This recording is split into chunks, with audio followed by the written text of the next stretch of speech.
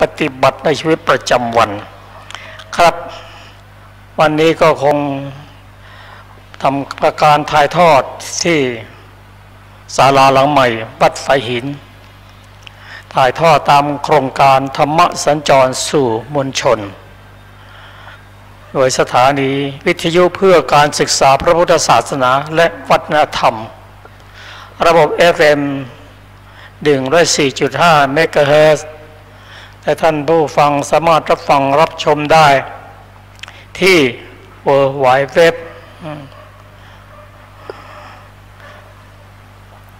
.faihin.org ครับท่านผู้ฟังที่เคารพครับ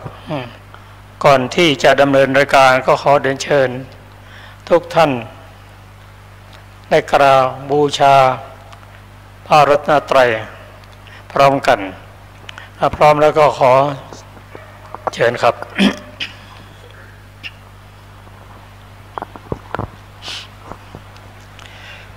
อะระหังสัมมาสัมพุทโธภะคะวาพุทธังภะคะวันตังอภิวาเทมิสวากขาโตภะคะวะตาธัมโมธัมมังนะมัสสามิสุปฏิปันโนภะคะวะโตสาวกสังโฆสังฆังนะมามินะโมตัสสะภะคะวะโตอะระหะโตสัมมาสัม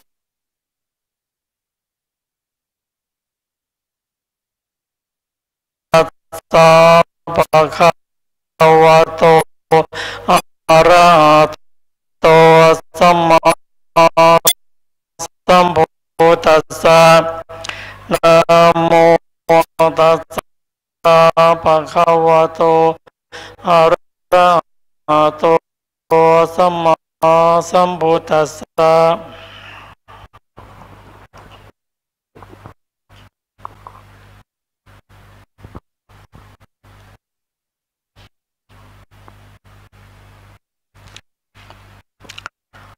ส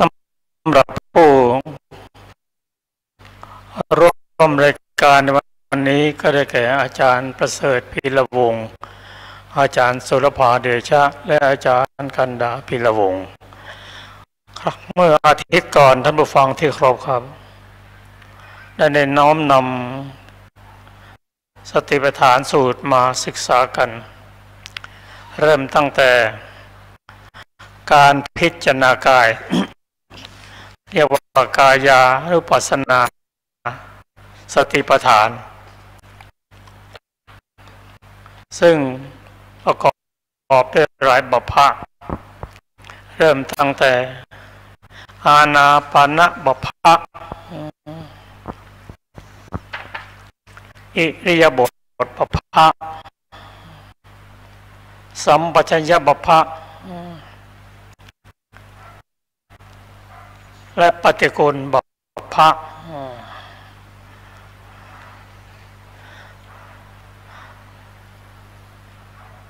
ธาตุบัพพะเราก็ได้ศึกษามาตามลำดับโดยเฉพาะเรื่องกายนั้นมีตั้ง14บัพพะ9บัพพะสุดท้ายนั้นเป็นเรื่องของการพิจารณาศพที่เริ่มตั้งแต่เสียชีวิตวันแรกจนถึงการไปทำชาปนกิจเรียบร้อยพูดง่ายๆว่าตั้งแต่บัพพะที่1ถึงบัพพะที่5เป็นการพิจารณาร่างกายของคนที่มีชีวิตของสิ่งของสัตว์ที่มีชีวิตส่วน9บัพพะหลังนั้นเป็นเรื่องของซากศพคือคนที่สิ้นชีวิตไปแล้วเรื่องนี้โดยเฉพาะเราจะเห็นงานชาปนกิจศพ งานศพในหน้าหนาวที่หนาวจัดหน้าร้อนที่ร้อนจัดผู้ที่มีร่างกายไม่แข็งแรงโดยเฉพาะผู้สูงอายุก็เสียชีวิตจำนวนมาก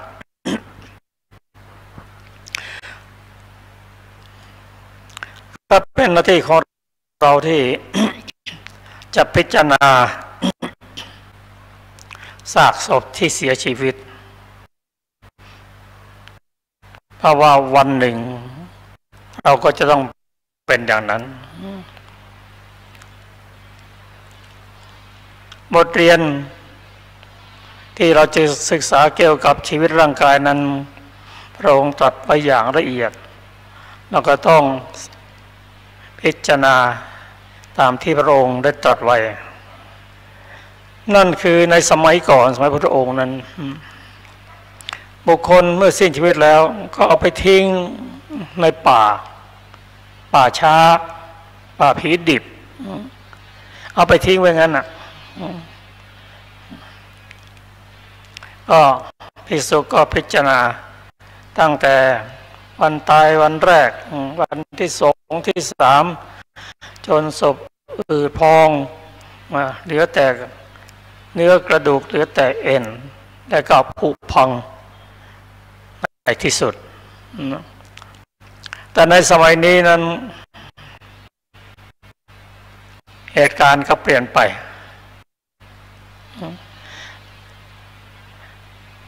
การพิจารณาซากศพนั้นในปัจจุบันนี้เราก็ต้องมองให้ลึกหน่อยพอไปชัปนกิจศพเขาตั้งศพไว้ตามวัดตามสถานที่ต่างๆเพื่อที่จะทำพิธีอุทิศส่วนบุญส่วนกุศลให้สมากาศพก็ตั้งอยู่ในโรงนอนอยู่ในโรงนั่นแหละข้างนอกประดับประดาอย่างสวยงามแต่ข้างในก็เป็นซากศพนั่นแหละเราต้องมองให้ลึกเข้าไปถึงในหีบศพว่าผู้ที่สิ้นชีวิตไปนั้น ไปเกิดแล้วศพที่นอนอยู่ในโลงศพนั้นไม่มีชีวิตเรียกว่าไปเกิดแล้วแล้วก็จะต้องถูกนำไปชัปนกิจในเวลาที่เขาตั้งใจไว้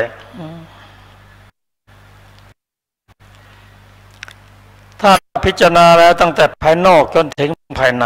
ภายนอกเราจะเห็นว่าทุกสิ่งทุกอย่างปิดบังไว้ประดับประดาด้วยดอกไม้สวยงามและสิ่งที่มีในปัจจุบันเอาไปไม่ได้นั่นคือเครื่องแบบยศถาบรรณาศักดิ์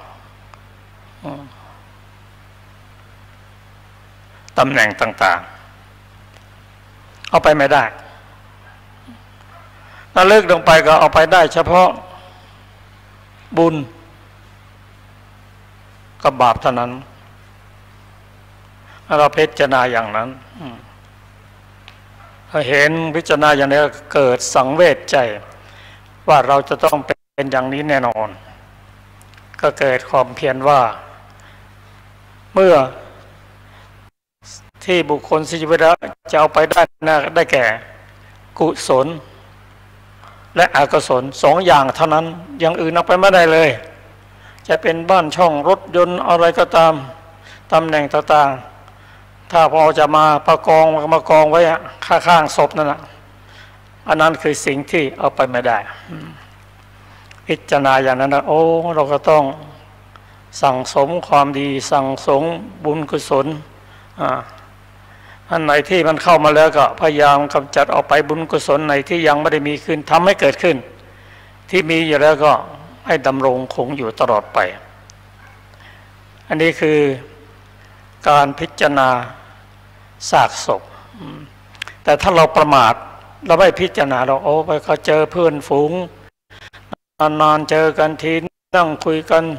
บางทีพระเทศจะไม่ได้ยินเสียงเลยก็มีนะแต่ถ้าคนที่มองลึกไปก็มองอย่างนั้นจะเกิดความสังเวชใจแล้วน้อมนำมาปฏิบัติตัวเองครับอันนี้เป็นเรื่องของการพิจารณา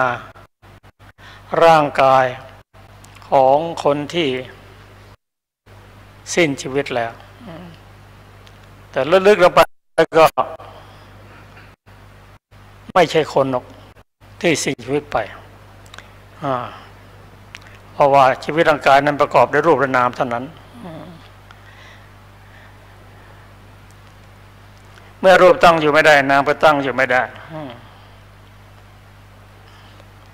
ก็พิจารณาตามสมควรครับต่อไปเราก็จะมาเริ่มพิจารณานามกายานุปัสสนาเป็นการพิจารณาร่างกายต่อไปแล้วก็ซึ่งเราเรียกว่ารูปต่อไปก็จะพิจารณานามได้แก่เวทนาจิตและธรรมครับเราจะเริ่มศึกษาตั้งแต่การพิจารณาเวทนาและพิจารณาจิตก็ขอเชิญอาจารย์สุรภาและอาจารย์กันดาได้นำเรื่องเวทนาจิตมาศึกษาร่วมกับท่านผู้ฟังเชิญนะครับ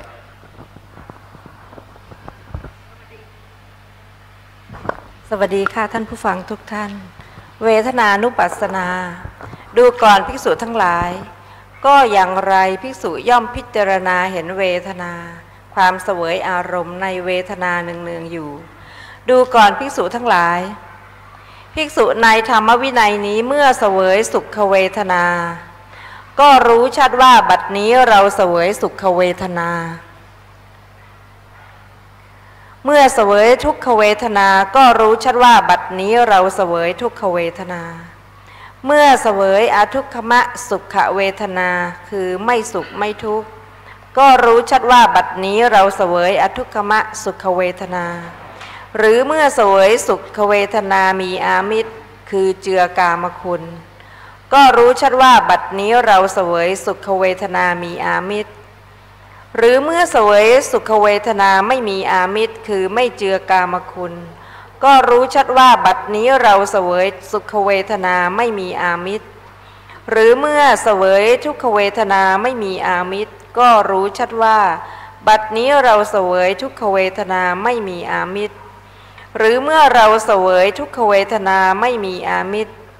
ก็รู้ชัดว่าบัดนี้เราเสวยทุกขเวทนาไม่มีอามิตรหรือเมื่อเสวยอทุกขมะสุขเวทนามีอามิตรก็รู้ชัดว่า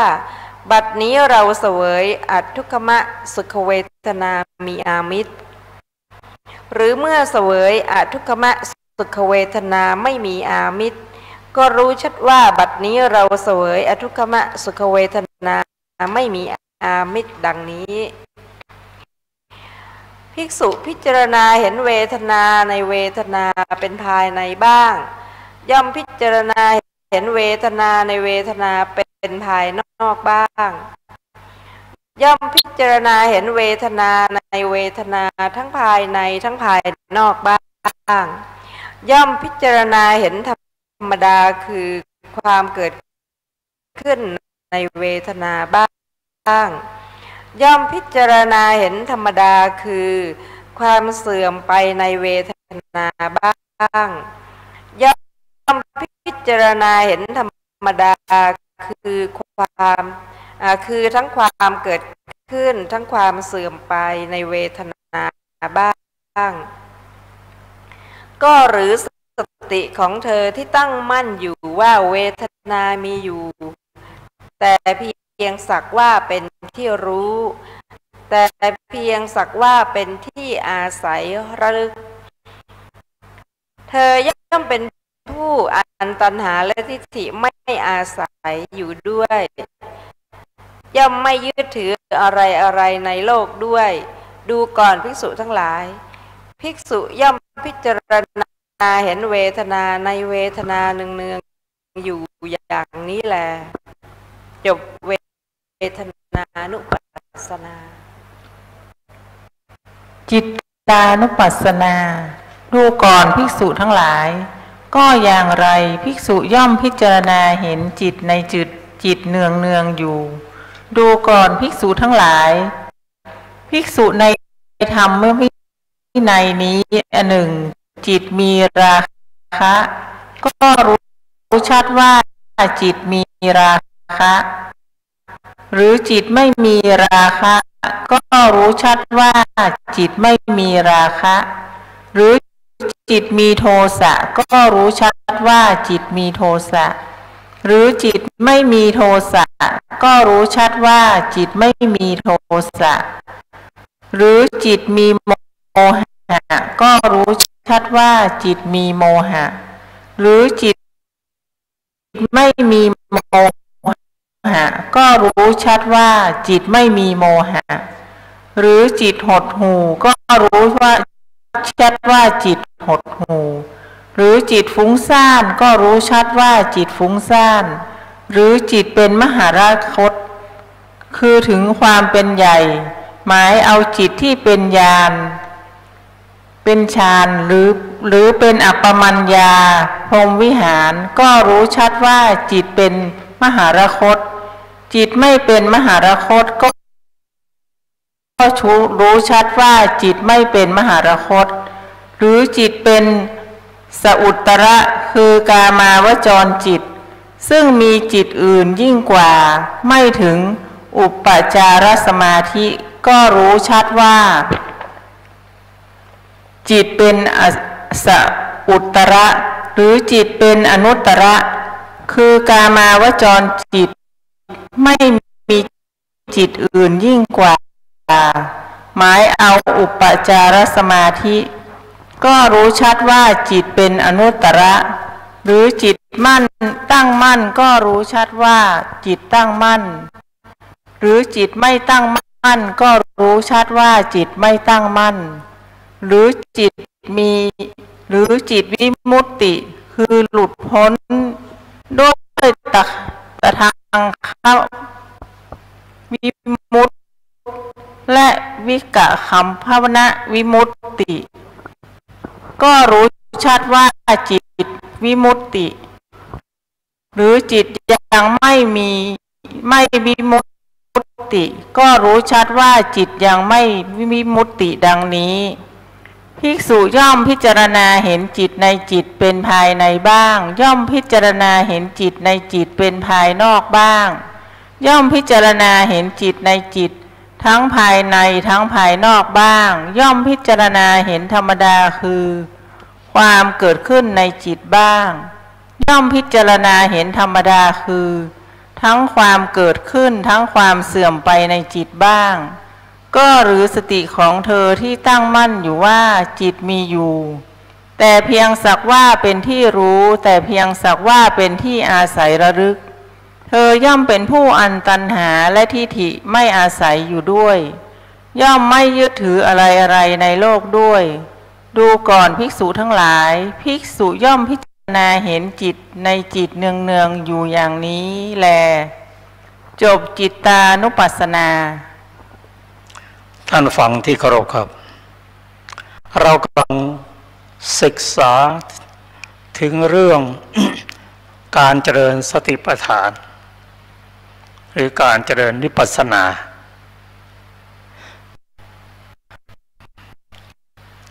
ทั้งนี้เพราะว่าเราได้ศึกษามาตามลำดับเริ่มตั้งแต่การรักษาศีลการเจริญจิตให้เป็นสมาธิประกอบด้วยสติแล้วก็เจริญสติปัฏฐานเป็นไปตามลำดับเพราะฉะนั้นการเจริญสติปัฏฐานนั้นเป็นเรื่องของการศึกษาแก่นแท้ของพุทธศาสนาคือเรียกว่าปรมัตถธรรมคือเรื่องรูปและเรื่องนามเพราะชีวิตของเรานั้นประกอบด้วยรูปและนามเท่านั้นเพราะฉะนั้นผู้ที่จะพิจารณารูปและนามนั้นต้องเป็นผู้ที่มีศีลมีสมาธิประกอบด้วยสติแล้วก็ไม่ติดมั่น ในความสุขเริ่มพิจารณารูปและนามเพราะคนเรานั้นประกอบด้วยรูปและนามเท่านั้นพิจารณารูปพิจารณาว่ารูปนั้นคืออะไรเกิดมาได้อย่างไรดับได้อย่างไรมีอัศทะ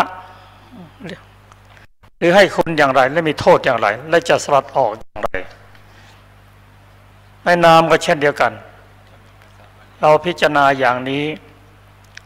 จนเกิดความเบื่อหน่ายครับเราจะมาเริ่มด้วยการพิจารณาเวทนาก็ขอเชิญอาจารย์ประเสริฐครับ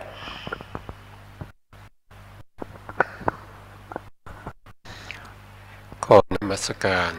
พระเถรานุเถระและขอสวัสดีชมทุกท่านครับก็อยู่ในหัวข้อที่เราศึกษาอยู่ในเรื่องของเวทนานุปัสสนาสติปัฏฐาน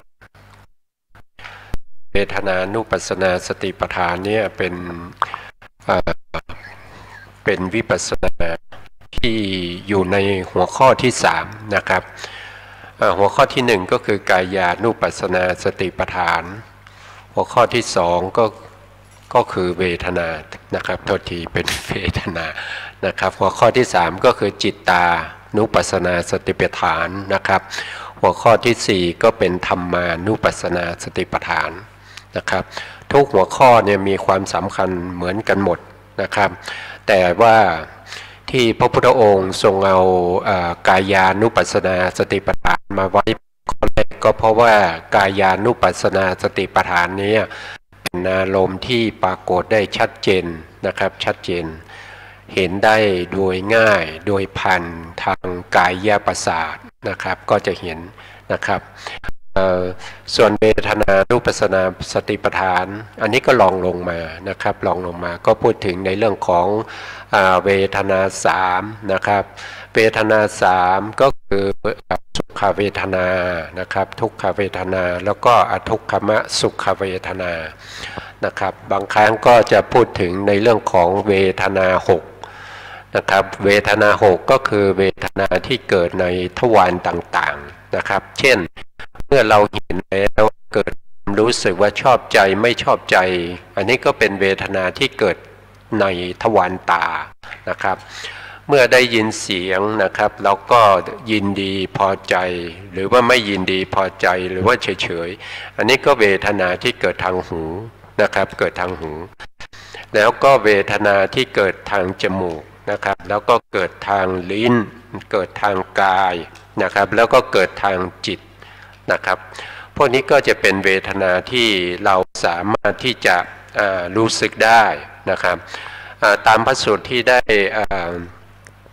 สาธยายมานี้นะครับก็จะเห็นว่าพระพุทธองค์ทรงเน้นในเรื่องของเวทนาว่าเวทนา3เนี่ยเป็นเวทนาที่ไม่เกิดพร้อมกันนะครับในขณะที่เรารู้สึกถึงสุขเวทนาเนี่ยทุกขเวทนาก็จะไม่เกิดนะครับเราเพียงแต่เรารู้สึกในส่วนที่เป็นสุขเวทนานะครับแล้วถ้าเรารู้สึกในทุกขเวทนาเนี่ยในส่วนที่เป็นสุขเวทนาแล้วก็เป็นอทุกขมสุขเวทนาก็จะไม่เกิดกับเรานะครับเพราะว่าเวทนาเนี่ยจะเกิดพร้อมกับจิตนะครับแล้วก็ในจิตที่เรารู้สึกได้ถึงเวทนาเนี่ยนะครับก็จะเขาจะเกิดพร้อมกับจิตประเภทที่เป็นชวนะนะครับชวนะนะจิตที่เป็นภวังค์เนี่ยเราจะไม่รู้สึกนะครับเวทนาที่อยู่ในภวังคจิตเนี่ยเราจะไม่รู้สึกเพราะว่าภ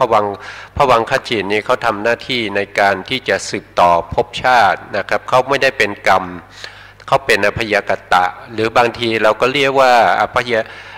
ภวังคจิตก็คือพวกที่เป็นวิบากก็คือผลอันสุกงอมแล้วนะครับจะไม่ให้ผลต่อไปนะครับก็คือสิ้นสุดที่ภวังค์ฉะนั้นเราก็จะไม่รู้สึกไม่สามารถที่จะกำหนดได้ว่าในขณะที่ภวังคจิตเราเกิดขึ้นนั้นเป็นสุขหรือเป็นทุกข์หรือว่าเป็นทุกขมสุขเวทนา นะครับแต่เท่าที่ศึกษามาเนี่ยถ้าเราศึกษาจากปรมัตถธรรมเนี่ยเราก็จะรู้ว่าพวกเราเป็นมนุษย์เนี่ยเวลาที่ภวังคจิตที่เกิดขึ้นเนี่ยมีเวทนาอยู่แค่2 อย่างนะครับเวทนานั้นก็คือสุขเวทเขาเรียกว่าเป็นสมนัตก็คือเป็นสุขนั่นเองถ้าเอามารวมเราจะจำแนกเวทนาด้วย3ไม่ใช่5ใช่ไหมครับก็เป็นสุขเวทนาแล้วก็เป็นทุกขมสุขเวทนาเท่านั้นนะครับแต่ตรงนี้พิจารณาได้ยากเพราะเป็นภวังคจิตนะครับเพราะฉะนั้นเวลาเกิดขึ้นเนี่ยเราไม่สามารถที่จะมีญาณเข้าไปอย่างรู้ได้ว่าในขณะนั้นน่ะขณะที่เราหลับเนี่ยนะครับเราจะรู้ไม่ได้ว่าขณะที่เราหลับเนี่ยกำลังเป็นสุขหรือเป็นทุกข์นะครับเพราะว่าในขณะช่วงขณะหลับนั้นก็คือภวังคจิตเขาจะเกิดขึ้นติดต่อกันนะครับเป็นสายนะครับแล้วก็ยาวนะครับแล้วก็ถ้านับจำนวนดวงแล้วมากมายนะครับกันเป็นกลุ่มที่ภายในแค่ลัดนิ้วมือหนึ่งเนี่ยนะครับจิตเกิดดับไปแล้ว100,000 โกฏนะครับลัดนิ้วมือหนึ่งนะครับ100,000 โกฏนะครับเรา2 ชั่วโมงมันจะกี่โกฏนะครับลัดนิ้วมือหนึ่งเนี่ยจะไปถึงถ้าว่าโดยยุคสมัยนี้เนี่ยเขามีการมาเปรียบเทียบในเรื่องของลัดนิ้วมือกับวินาทีเนี่ยเขาบอกว่า1 ลัดนิ้วมือเนี่ยมันเท่ากับ4 วินาทีก็400,000 โกฏนะครับวินาที400,000 โกฏแล้วชั่วโมงหนึ่งมันเท่าไหร่3 ชั่วโมงเท่าไหร่ก็ภวังคจิตมันก็เกิดดับไปเรื่อยๆในขณะที่เราหลับนะครับเกิดขึ้นหลับไปเกิดขึ้นดับไปนะครับก็จะเกิดอยู่อย่างนี้เราไม่สามารถที่จะรู้ได้นะครับดังนั้นพระพุทธองค์จึงแสดงไว้ในพระสูตรหลายพระสูตรนะครับว่าถ้าเรา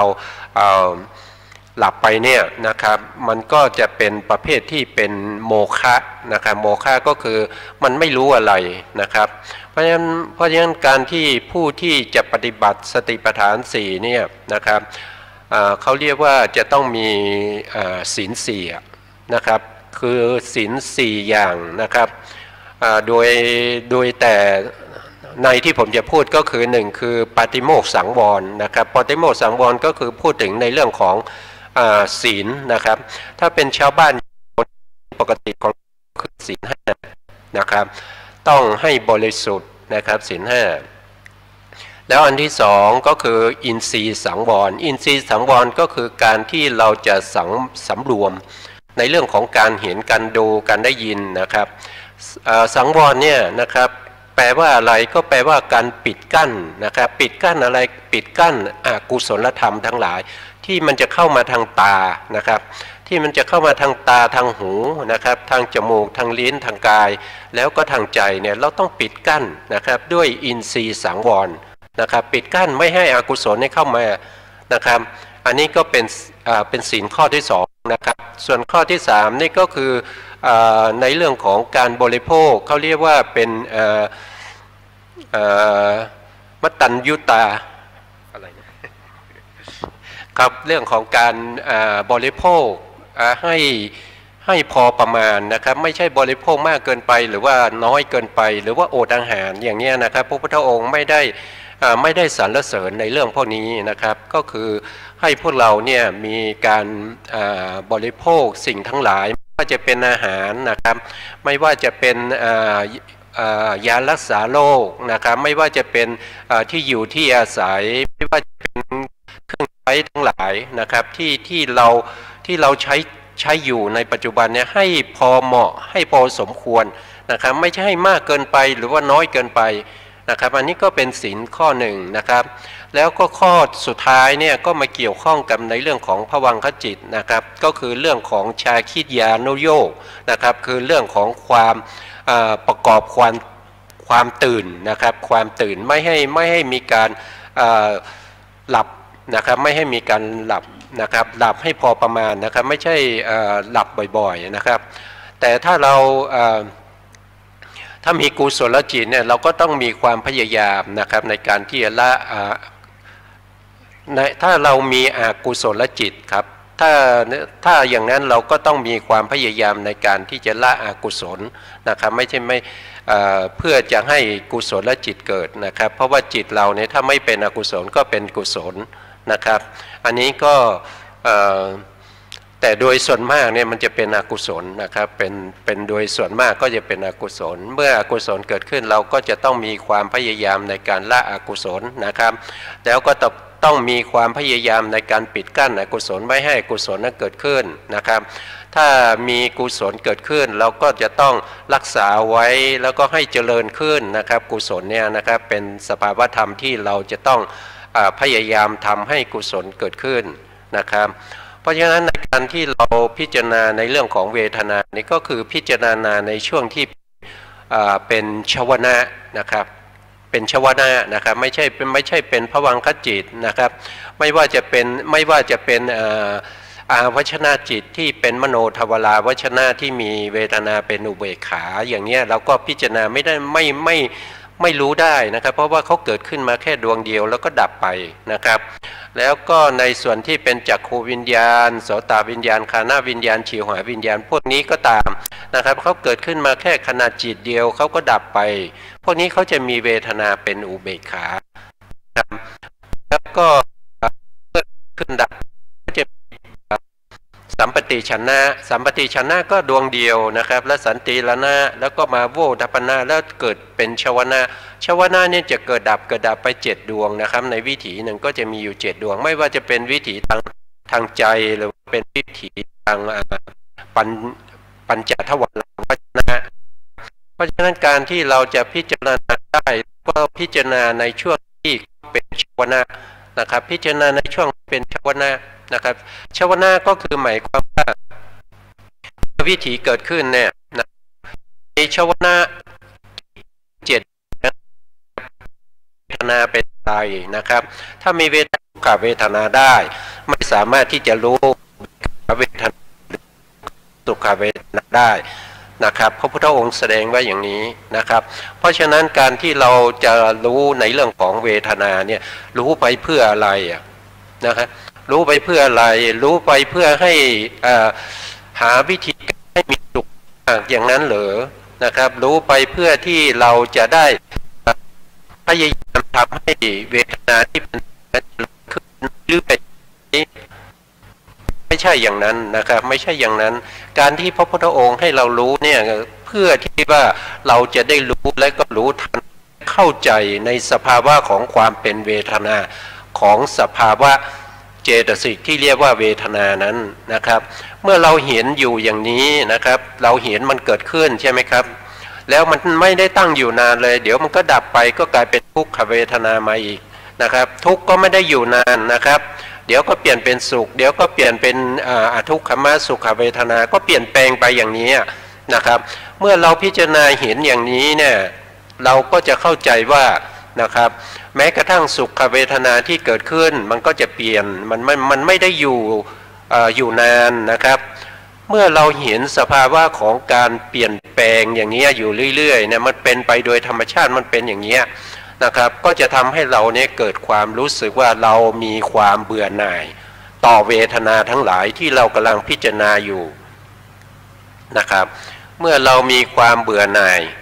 จิตมันก็จะคลายกำหนัด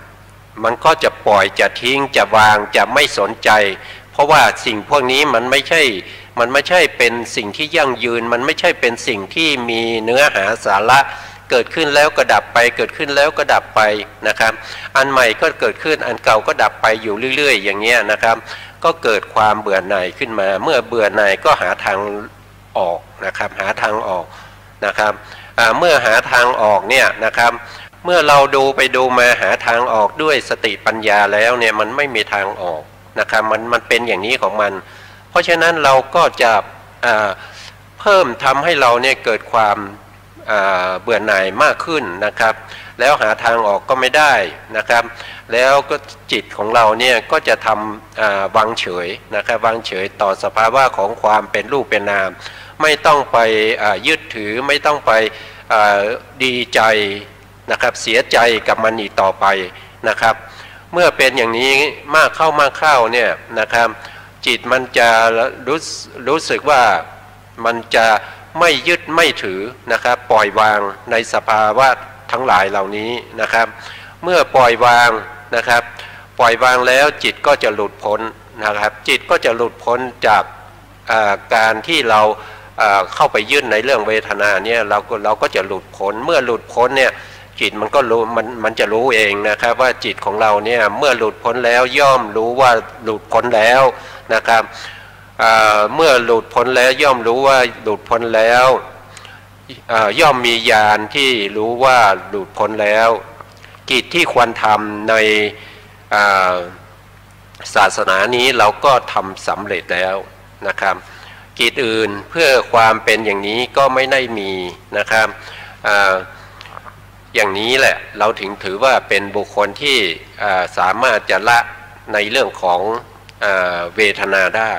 แต่ถ้าเราไม่เห็นมันเกิดขึ้นไม่เห็นมันดับไปอย่างเนี้ยเราก็อยู่กับมันไปเรื่อยๆเราไม่รู้หรอกว่า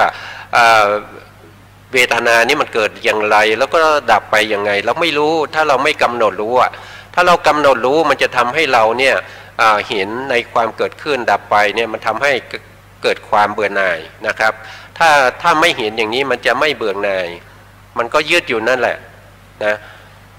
นะครับก็เรื่องของเวทนานี้ก็เป็นเรื่องที่น่าสนใจเพราะว่าเวทนาเนี่ยเขาเป็นขันหนึ่งนะครับ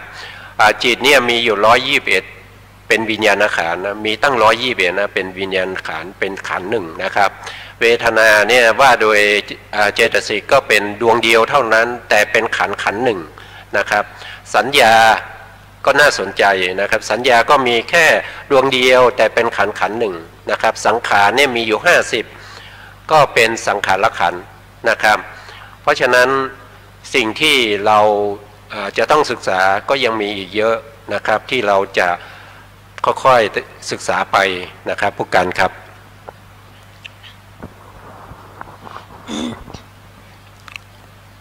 อาจารย์ฟังก็ได้รับฟังเกี่ยวกับเวทนาสำหรับการพิจารณาในทางการเจริญสติปัฏฐาน4นั้นดังที่ได้เรียนในท่านผู้ฟังว่าพิจารณารูปกับนามการเจริญกายานุปัสสนาเป็นเรื่องของการพิจารณารูปอย่างเดียวไม่มีนามเรียกว่ากายานุปัสสนาสติปัฏฐานหลังจากนั้นเราก็มาพิจารณานามกันเริ่มตั้งแต่เวทนานุปัสสนาสติปัฏฐานแล้วก็จิตตานุปัสสนาสติปัฏฐานสำหรับการพิจารณาธรรมว่าพอสุดท้ายนั้นก็มีทั้งรูปทั้งนามครับขณะนี้เรากำลังศึกษาเรื่องการพิจารณาเวทนาก็ถามว่าเวทนานั่นคืออะไรเกิดขึ้นได้อย่างไรมีอัศทะมีคุณอย่างไรอาทีนวะมีโทษอย่างไรการรู้จักเวทนาดีนั้นย่อมสามารถบรรลุธรรมชั้นสูงได้แต่บางท่านบางคนนั้นท่านมาพิจารณาเวทนาเลยเพราะท่านมีความเข้าใจเรื่องรูปอย่างดีแล้วก็หันมาพิจารณาเวทนาเวทนานั้นเป็นธรรมชาติที่ประกอบกับจิตทุกดวงเขามีความรู้สึกเป็นลักษณะมีการเสวยอารมณ์เป็นกิจมีทั้งทุกข์ทั้งสุขเป็นผลมีผัสสะเป็นเหตุใกล้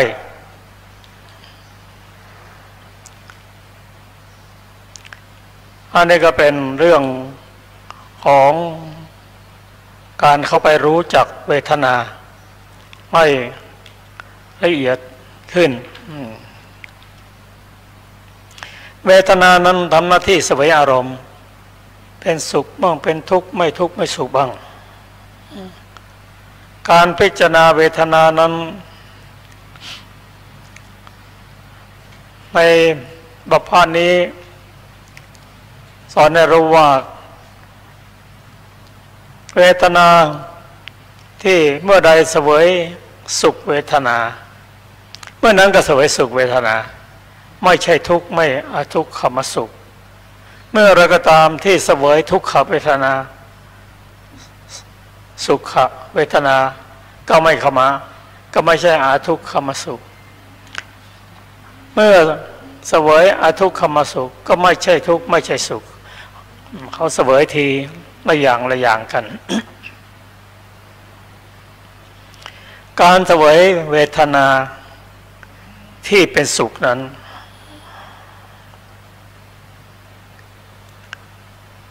เริ่มตั้งแต่ว่าเวทนานั้นเกิดขึ้นเพราะอาศัย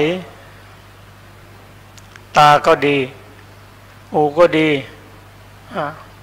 หรืออย่างอื่นก็ดีก็อาศัยอารมณ์ที่เป็นอารมณ์ที่ดี หรือเรียกว่าอิทธารมณ์ เช่นรูปที่ดีเสียงไพเราะกลิ่นที่ดีสัมผัสที่ดีและการกระทบกับธรรมารมณ์ที่ดี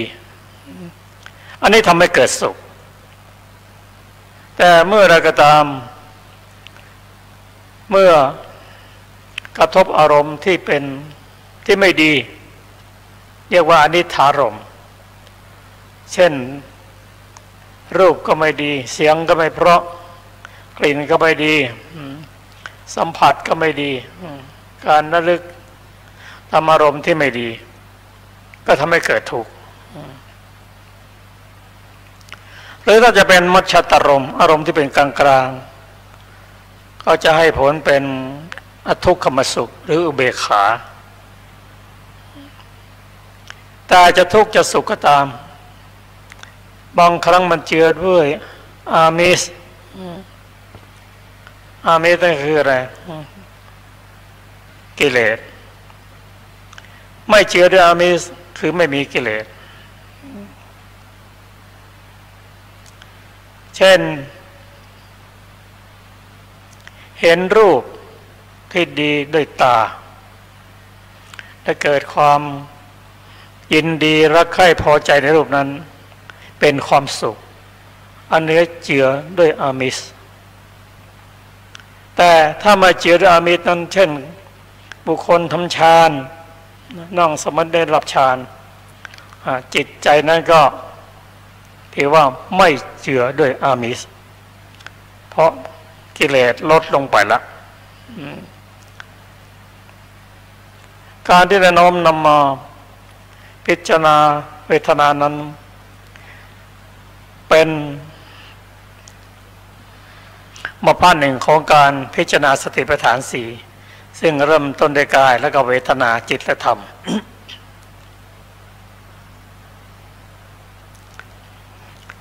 ในพระสูตรนี้หรือสูตรอื่นที่พระองค์แสดงนั้นจะเน้น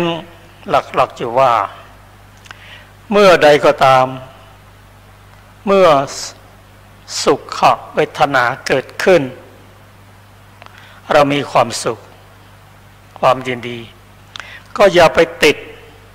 ในสุขเวทนานั้นพอติดในสุขเวทนานั้นตัวติดในสุขนั้นก็คือสมุทัยซึ่งจะทำให้วันตะเราอยู่ในโลกนี้ยาวนานต่อไปอีกเวลาประสบกับสุขเวทนานั้นให้พิจารณาว่าสุขเวทนาก็ไม่เที่ยงแล้วก็จะทำให้วัฏฏะยืนยาวเมื่อสุขเวทนาเปลี่ยนไปแล้วก็ทุกข์ก็ตามมามันไม่มีอะไรจะยืนยงอยู่ได้ทุกสิ่งเกิดขึ้นตั้งอยู่ระดับไปพอทุกสิ่งทุกอย่างประกอบด้วยปัจจัยทั้งนั้นแม้สุขเวทนาที่ดีท่านผู้ฟังทราบว่ามันมีปัจจัยเช่นเมื่อใดก็ตาม สมมุติว่าเรามีความสุขใจในการเห็นรูปนั้นรูปที่งามรูปที่ดีเราติดใจแล้วก็มาพิจารณาว่าสุขเวทนานั้นจริงๆแล้วมันเกิดขึ้นอย่างไรนั้นมีเหตุมีปัจจัยอิงอาศัยกันเกิดขึ้น เพราะเมื่อจักขุประสาทตาของเราสดใสเห็นภาพได้ชัดเจนนี่เป็นประการที่หนึ่งสองรูปารมณ์ประกอบด้วยรูปารมณ์ที่สมบูรณ์งดงามนะทั้งสองประการนี้ทำให้เกิดจักขุวิญญาณทำสามประการรวมกันคือจักขุประสาทะและรูปารมณ์และจักขุวิญญาณอันเกิดจากอิทธารมณ์นั้นเป็นผัสสะเพราะผัสสะเป็นปัจจัยจึงเกิดสุขเวทนาสุขเวทนาที่เราได้รับนั้นมันเป็นผลจากการกระทำของเราในอดีตเป็นกรรมถ้ามันงามก็รู้ว่างามดีก็รู้ว่าดีให้มันผ่านไปเสียไม่ต้องไปติดอกติดใจมีความอยากได้อยากพบอยากเห็นบ่อยๆแล้วไปปรุงแต่งขึ้นเอง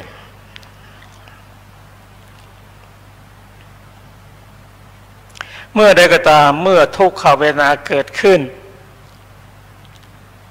ก็เรารู้ว่าเกิดขึ้นด้วยเหตุด้วยปัจจัยอันแรกก็คือจักขุประสาทะถ้าเราอยากเห็นรูปแล้วก็จักขุประสาทะประสาทตาไม่ดีแล้วก็เราก็มีความทุกข์เกิดขึ้นแล้วรูปที่ไม่งามไม่เจริญตาจักขุวิญญาณที่เกิดขึ้นจากอนิจฐารมณ์ก็ดีจากจักขุประสาทะที่ว่าดีรวมกันเป็นผัสสะเพราะผัสสะเป็นปัจจัยจึงเกิดทุกขเวทนามันมีเหตุอย่างนี้เองแล้วมันไม่เที่ยงด้วยเพราะฉะนั้นทุกครั้งที่เกิดความทุกข์ก็อย่าไปเสียอกเสียใจจนเกินไปมากเกินไปให้รู้ว่าเมื่อไรมีความมืดความสว่างก็ตามมารู้จักอดทนเมื่อทุกขเวทนาเกิดขึ้นอย่าไปเสียอกเสียใจจนกระทั่งทำร้ายร่างกายตัวเองหรือผู้อื่นเนี่ยพระองค์เน้นอยู่สองอย่างถ้าสุขเวทนาเกิดขึ้นนั่นระวังถ้าสนใจมากนั่นน่ะสมุทัยทำให้เราอยากเห็นอยากได้ยินอยากได้กลิ่นคือเราอยากจะได้ขันธ์ห้าน่ะหรือพูดง่ายๆว่าอยากเกิดมาอีกแล้วเนี่ยพุทธองค์เบื่อการเกิด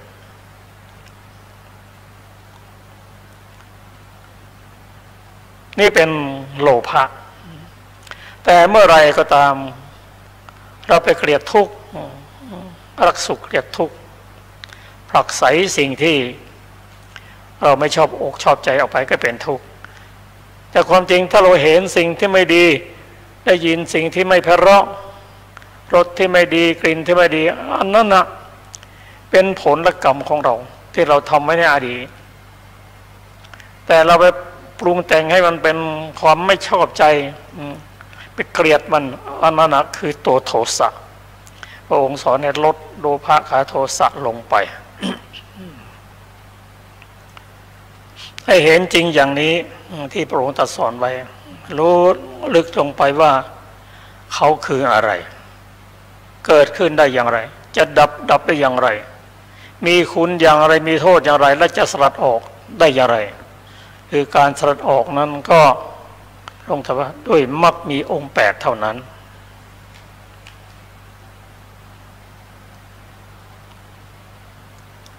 ข้อสำคัญในการพิจารณาเวทนานั้นถ้าเรามีสติรู้ว่าสุขที่เกิดขึ้นก็คือสุขที่เกิดขึ้นมีเหตุมีปัจจัย ทุกข์ที่เกิดขึ้นก็เกิดขึ้นด้วยเหตุปัจจัยมีสติอย่างนี้ดำรงสติไว้อย่างนี้ก็จะทำให้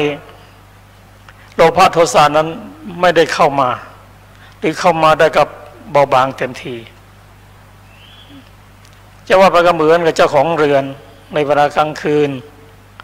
ขโมยย่องเข้ามารู้หนอเนี่ยเขาบอกโอ้เจ้าของเรือนยังไม่หลับก็หนีไปเสียเพราะสตินั้นเป็นฝ่ายบุญ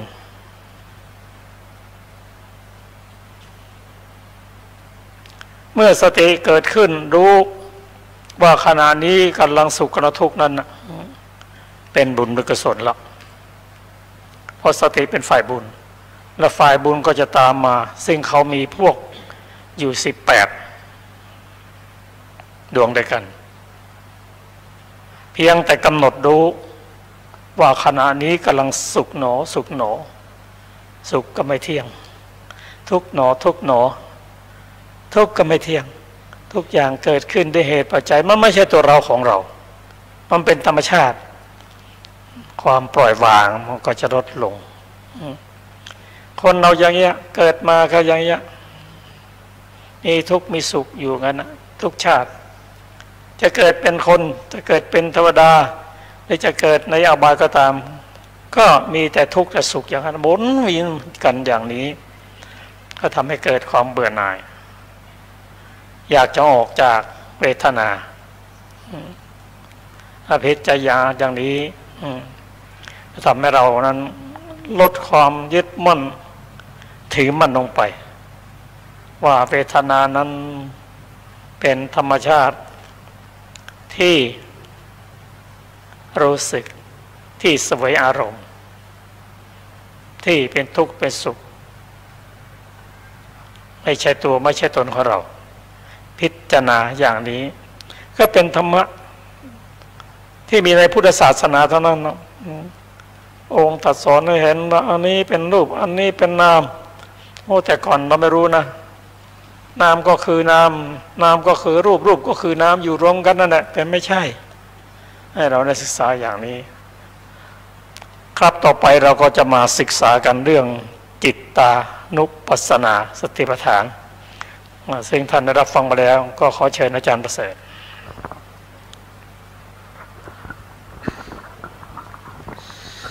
ขอบคุณครับก็จิตตานุปัสสนาสติปัฏฐานเนี่ยก็เป็นเรื่องของการที่เราพิจารณาในเรื่องของจิตนะครับจิตเนี่ยที่พิจารณาทั้งหมดจะมีอยู่16หัวข้อนะครับเท่าที่จำได้นะครับก็จะมีจิต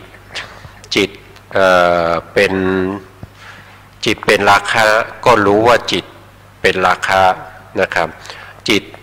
ไม่มีราคะก็รู้ว่าจิตไม่มีราคะนะครับจิตเป็นมหาคตะนะครับก็รู้ว่าจิตเป็นมหาคตะนะครับจิตมีความสงบก็รู้ว่าจิตมีความสงบการที่พิจารณาอย่างนี้เนี่ย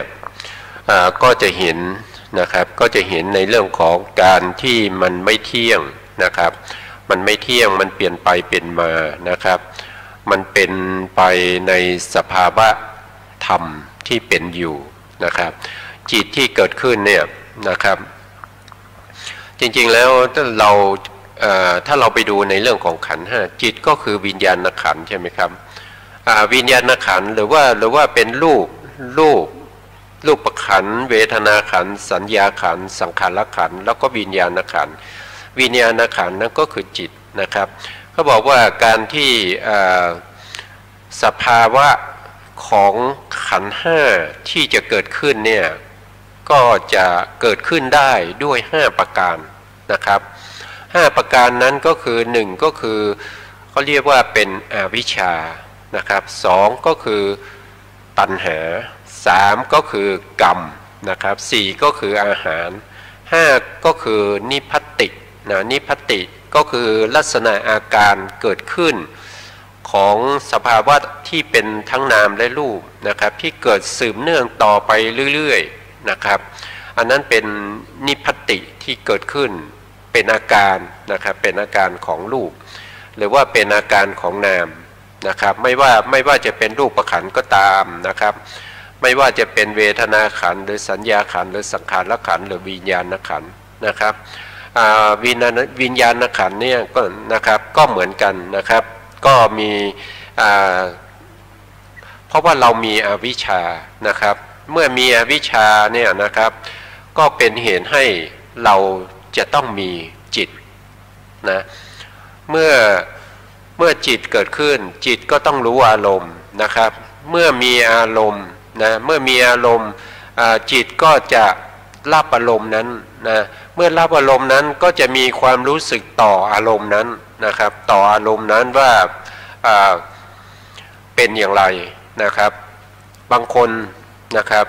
เมื่อรับอารมณ์แล้วนะครับก็รู้สึกว่ายินดีชอบใจในอารมณ์นั้นอันนี้ก็จะเป็นตัณหาใช่ไหมครับก็จิตก็จะเกิดอาศัยตัณหาอีกนะครับแล้วก็การที่มีตัณหาเนี่ยนะครับตัณหาก็เป็นกรรมตัวหนึ่งนะครับเป็นกรรมตัวหนึ่งก็จะทิ้งเชื้อไว้ทิ้งเผ่าพันธุ์เอาไว้นะครับเมื่อเราไปเกิดในภพใหม่นะครับกรรมนั้นก็จะส่งผลให้เราอีกนะครับให้เราเนี่ยได้มีตัณหานะครับมันก็หมุนเวียนไปอย่างนี้มีอวิชชานะครับมีอวิชชามีกรรมนะครับแล้วก็มีตัณหามีอาหารแล้วก็มีรูปนะครับการที่เราพิจารณาเรื่องของจิตเนี่ยก็เพื่อให้เราเนี่ยได้เห็นสภาวะของจิตใจของเราที่เป็นอยู่ทุกวันนี้ที่มันเปลี่ยนแปลงไปเรื่อยๆมันไม่เที่ยงมันเป็นทุกข์นะครับมันเป็นอนัตตานะครับการที่เราจะสามารถที่จะเห็นในลักษณะพวกนี้ได้เนี่ยเราอาศัยการฝึกนะครับการฝึกจิตนะครับให้มีความคุ้นเคยนะครับคุ้นเคยกับการที่จะเข้าไปดูในลักษณะนะครับเข้าไปดูในลักษณะของจิตใช่ไหมครับจิตนี่มีลักษณะในการที่จะเสวยในการรู้อารมณ์นะครับรู้อารมณ์เวลาเขาเกิดขึ้นเนี่ยเขาต้องรู้อารมณ์นะครับถ้าไม่มีอารมณ์ก็จะจิตก็จะเกิดไม่ได้นะเมื่อจิตเกิดขึ้นแล้วรับอารมณ์แล้วนะครับก็จะมีความรู้สึกต่างๆก็จะมีเวทนานะครับเมื่อมีเวทนานะครับเวทนาก็จะไปทำให้เกิดเป็นตัณหานะครับเมื่อมีตัณหาก็เกิดเป็นอุปทานนะครับเมื่อเกิดเป็นอุปทานก็ไปสร้างภพนะครับเมื่อมีภพก็ไปสร้างชาติเมื่อมีชาติก็จะต้องมีการเกิดนะครับมีการเกิดนะครับมีการแก่มีการตายนะครับแล้วก็มีโสกะปริเทวะทุกขโทมนัสอุปาญาตนะครับก็ธรรมะก็จะสืบต่อกันไปอย่างนี้แหละนะครับแล้วทุกวันเราก็เป็นอยู่อย่างนี้นะครับเป็นอยู่อย่างนี้แล้วก็ไม่มีจุดสิ้นสุดว่าเมื่อไหร่นะครับเราจะพ้นออกไปจากวงจรนี้นะครับวงจรที่มันวนเวียนอยู่อย่างนี้นะเราจะพ้นออกไปได้อย่างไรนะครับเราจะพ้นออกไปได้ก็ต่อเมื่อเรามาเจริญสติปัฏฐานนะครับให้เห็นความเป็นจริงของรูปของนามนะครับเมื่อเราเห็นความเป็นจริงของรูปของนามเนี่ยมันจะทำให้เรารู้สึกถึงความเบื่อหน่ายนะครับเมื่อมีความเบื่อหน่ายเนี่ยมันก็จะทำให้เราเนี่ยพยายามที่จะละสิ่งพวกที่มันเกิดขึ้นดับไปนะครับแล้วก็เกิดขึ้นอีกแล้วก็ดับไปอีกนะครับเราก็จะต้องหาวิธีการที่จะมาเพื่อทำให้เขาเนี่ยไม่เกิดขึ้นอีกนะครับนั่นก็คือการที่ทำให้เราเนี่ยได้พ้นจากวัฏฏะสงสารนะครับไม่ต้องมาเกิดอีกนะครับแต่การที่จะไปถึงตรงนั้นได้เนี่ยจะต้องมีการฝึกนะครับมีการฝึกที่เราศึกษาอยู่ตอนนี้ก็ถือว่าเป็นการฝึกอย่างหนึ่งนะครับฝึกอะไรก็คือฝึกให้ มีความรู้ความเข้าใจนั่นก็คือการฝึกให้มีวิชานะครับวิชาเนี่ยเอาไว้ทำอะไรมีวิชานี้ก็เอาไว้ทำการที่จะไล่อวิชาที่มันอยู่ในใจเราเนี่ยไม่ต้องมาฝึกไม่ต้องมาเรียนไม่ต้องมาสอนไม่มีใครที่จะเปิดโรงเรียนจะมาสอนอวิชานะครับแต่มันมีมาโดยธรรมชาติมันเป็นอยู่อย่างนั้นนะครับแล้วก็มันมีมากด้วยนะครับวันหนึ่งเนี่ยก็มากมายนะครับแล้วอดีตชาตินะครับก็มีมากมายเหลือเกินนะครับเราจะต้องพยายามที่จะทำให้อวิชชานี่หมดไปด้วยวิชานะครับด้วยวิชานะครับอวิชชานี่ก็กลัววิชาเขาไม่กลัวอะไรเขากลัววิชานะครับเมื่อวิชาเกิดอวิชชาก็ต้องดับนะครับมันเป็นปฏิปักษ์มันเป็นฝ่ายตรงข้ามกันนะครับเพราะฉะนั้นการที่เราศึกษาอย่างนี้นะเป็นการสร้างให้ตัวเราเนี่ยสร้างให้จิตเราเนี่ยคุ้นเคยกับสภาวธรรมที่เป็นใหม่ๆนะครับสภาวธรรมที่ใหม่ๆที่เป็นวิชาทั้งหลายทำให้เราได้เข้าใจในเรื่องของสภาวธรรมทั้งหมดนะครับไม่ว่าจะเป็นในเรื่องของการเกิดนะครับเรื่องของวิบากนะครับเรื่องของกรรมนะครับก็วนเวียนอยู่อย่างนี้นะครับจะพูดเท่าไหร่จะพูดกี่ปีนะครับมันก็วนเวียนอยู่อย่างนี้นะครับนะเพราะว่าเรายังไม่เห็นแจ้งนะมันจึงวนอยู่อย่างนี้นะครับถ้าเราเห็นแจ้งเมื่อนั้นนะครับจิตมันจะคลายกำหนัดเองจิตมันจะคลายความรู้สึกเก่าๆนะครับที่เราเคยสะสมไว้นะครับเมื่อเราคลายได้เนี่ยจิตก็จะหลุดพ้นนะครับมันก็จะเป็นอย่างนี้จิตหลุดพ้นนะครับเมื่อหลุดพ้นแล้วเนี่ยนะครับในพระสูตรเนี่ยเขาพูดไว้เพียงสั้นๆอย่างนี้นะครับเมื่อจิตหลุดพ้นแล้วก็มีญาณอย่างรู้ว่าจิตหลุดพ้นแล้วนะครับญาณคืออะไรญาณก็คือปัญญานั่นเองมีปัญญาในการรู้ว่าจิตเราหลุดพ้นแล้วนะครับเมื่อมีญาณอย่างรู้ว่าหลุดพ้นแล้วก็รู้ว่าชาติสิ้นแล้วนะครับชาติก็จะสิ้นแล้วจะไม่เกิดอีกแล้วเมื่อชาติสิ้นแล้วนะครับก็จะเราก็จะรู้ว่าเราสามารถทำกิจทั้งหมดที่ควรทำนะครับที่ควรทำนั้นเราทำหมดแล้วนะครับกิจอื่นไม่มีแล้วนะครับกิจอื่นไม่มีแล้วเราทำสำเร็จแล้วนะครับกิจอื่นที่จะทำเพื่อความอย่างนี้ไม่มีนั่นแสดงว่าท่านเป็นถึงพระอรหันต์แล้วนะครับแต่เราก็ยังเป็นปุถุชนอยู่นะครับเราก็เป็นปุถุชนอยู่เพราะฉะนั้นเนี่ยเราจะได้อย่างที่ท่านได้แสดงไว้เนี่ยเราต้องใช้ในการฝึกนะครับในการฝึกให้จิตเนี่ยคุ้นเคยกับในเรื่องของเรื่องของทุกข์นะครับเรื่องของทุกข์เรื่องของเหตุให้เกิดทุกข์นะครับเรื่องของความก้าวล่วงทุกข์แล้วก็หนทางแห่งการดับทุกข์นะครับทั้งหมดเนี่ยมันก็จะมีอยู่แค่นี้นะครับแต่ว่ารายละเอียดการที่จะนำมาชี้แจงมาอธิบายมาพูดคุยนะครับก็จะมีมากมายนะครับมีมากมายนะครับอย่างที่ผมได้พูดไปแล้วนะครับว่าเรื่องของการเกิดในเรื่องของขันธ์ห้าเนี่ยนะครับก็มีอยู่5ประการนะครับ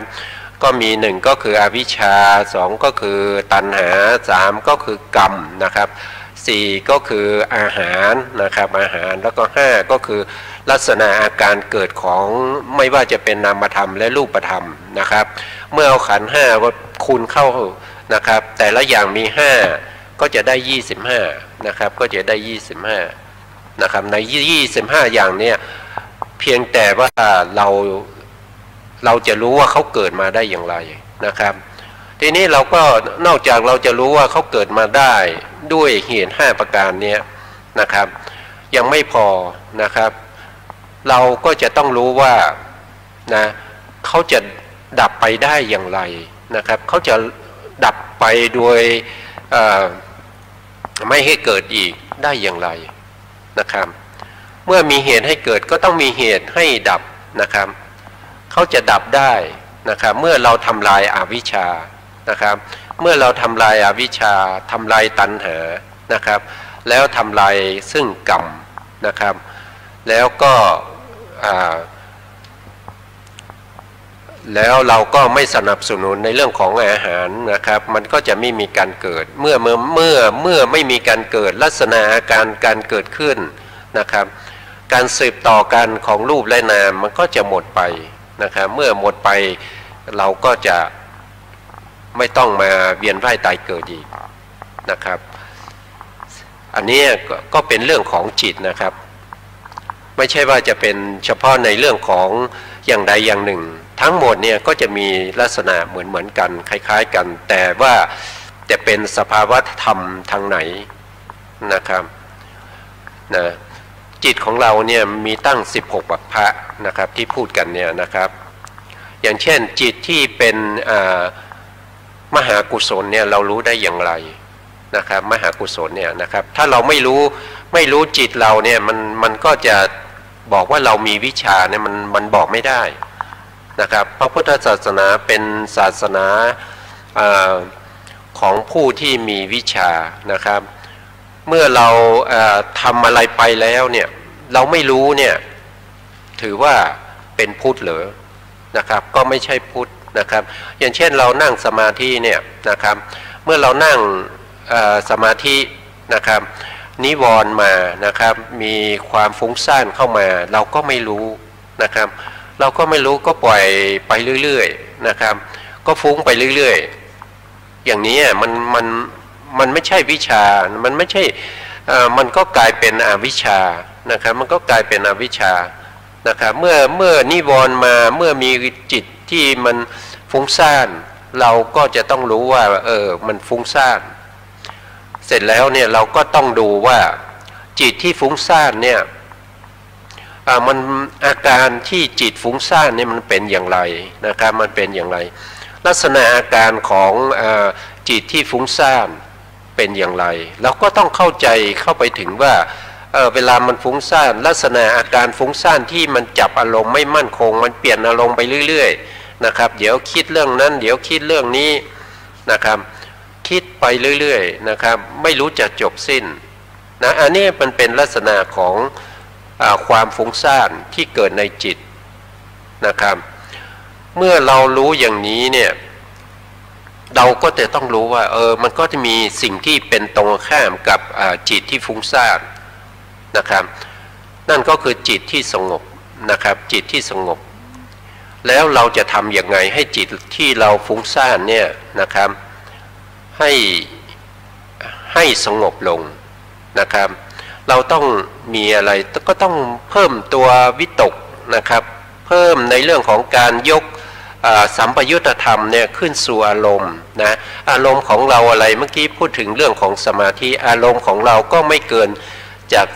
อารมณ์40นะครับที่พระพุทธองค์ทรงแสดงไว้ถ้าเราใช้ลมหายใจก็จะเป็นอานาปานสตินะครับเราก็พยายามที่จะยกจิตเราเนี่ยให้ขึ้นไปสู่การที่ลมหายใจของเราเนี่ยเข้าออกนะครับเวลาเข้าก็ให้รู้ที่ลมหายใจว่าขณะนี้ลมกำลังเข้านะครับลมที่เข้าเนี่ยมันยาวหรือสั้นเราก็ต้องรู้นะครับเมื่อมันหายใจเข้ายาวก็ต้องรู้ว่ายาวนะครับตัวรู้นะครับพูดถึงจิตเนี่ยคือตัวรู้นะครับแต่ถ้าพูดถึงว่าตัวลมเนี่ยมันก็กลายเป็นกายานุปัสสนาสติปัฏฐานใช่ไหมครับแต่ตัวรู้ที่เข้าไปรู้ว่าตอนนี้เราหายใจเข้ายาวนะไอ้ตัวนี้มันเป็นจิตนะครับเห็นไหมมันจะก่อนมันจะใกล้เคียงกันนะครับมันอยู่ในบางทีเนี่ยมันอยู่ในการเจริญกายานุปัสสนามันก็จะรวมกันหมดนะครับแต่เพียงแต่ว่าเราจะกำหนดรู้อะไรนะครับจะรู้ลมหรือว่าจะรู้ตัวรู้อีกทีหนึ่งนะครับถ้าเรารู้ลมหายใจเข้าออกหายใจเข้ายาวก็รู้ว่ายาวหายใจเข้าสั้นก็รู้ว่าสั้นนะครับจิตมันก็จะก่ออยู่ตรงนั้นนะครับเมื่อจิตก่ออยู่ตรงนั้นเนี่ยมันก็จะสงบมันก็มีอารมณ์เดียวก็คือลมหายใจนะครับ เมื่อจิตสงบเราก็ต้องรู้ว่าจิตของเราเนี่ยสงบแล้วนะครับมันจะรู้สึกถึงสภาวะธรรมที่มันรวมตัวกันนะครับจะรู้ถึงความสงบที่มันพยายามที่จะรวมตัวกันเป็นหนึ่งเดียวถ้านั่งสมาธิจะรู้นะครับว่าในขณะที่จิตรวมตัวกันเนี่ยจะรู้ได้นะครับไม่ใช่ว่ารู้ไม่ได้นะครับมันรู้ได้มันมีสภาวะธรรมที่ทำให้เรารู้ว่าจิตสงบก็รู้ว่าจิตสงบนะครับแต่เราจะรู้ว่าจิตสงบแล้วต้องมีวิธีการที่จะทำให้จิตนั้นสงบก่อนไม่ใช่ว่าไปนั่งปุ๊บกำหนดเลยจิตสงบมันสงบไม่ได้นะครับเราต้องพยายามต้องใช้หลายอย่างนะครับต้องใช้ทั้งสตินะครับต้องใช้สติต้องใช้ตัววิตกนะครับที่ยกสัมปยุตธรรมก็คือจิตและเจตสิกทั้งหลายที่เกิดพร้อมกันนะให้น้อมไปในอารมณ์กรรมฐานที่เรากำลังกำหนดอยู่นะครับจะเป็นอารมณ์อะไรนะครับเมื่อเรากำหนดอารมณ์นั้นมีการยกจิตขึ้นบ่อยๆแล้วก็มีการประคองจิตเอาไว้นะครับแล้วถ้าเรามีการติดต่อกันในลักษณะอย่างนี้นะครับมันก็จะทำให้จิตของเราเนี่ยเกิดความรู้สึกว่ามันรวมตัวกันเมื่อมันรวมตัวกันนะครับมันก็จะเกิดรู้สึกมีความเอิบอิ่มมีความสุขนะครับมันก็จะเกิดขึ้นในใจนั่นก็แสดงว่าจิตเราสงบนะครับเรากำหนดจิตก็คือเมื่อจิตสงบก็รู้ว่าจิตสงบนะครับเมื่อจิตฟุ้งซ่านเราก็รู้ว่าจิตฟุ้งซ่านนะครับแต่การที่มันฟุ้งซ่านเราไม่ต้องฝึกนะครับไม่ต้องมาฝึกมันมาเองมันเป็นเองนะครับแต่การที่เราจะทำให้มันสงบเนี่ยมันเป็นเรื่องที่เราต้องฝึกเราต้องมีความเขาเรียกว่าต้องมีวิริยะนะครับมีวิริยะมีขันตินะครับมีสติมีองค์ฌานก็คือตัววิตกนะครับแล้วก็ต้องมีตัววิจารในการที่ยกขึ้นแล้วต้องประคองไว้ไม่ให้มันหลุดไปถ้ามันหลุดไปก็ยกขึ้นมาใหม่นะครับ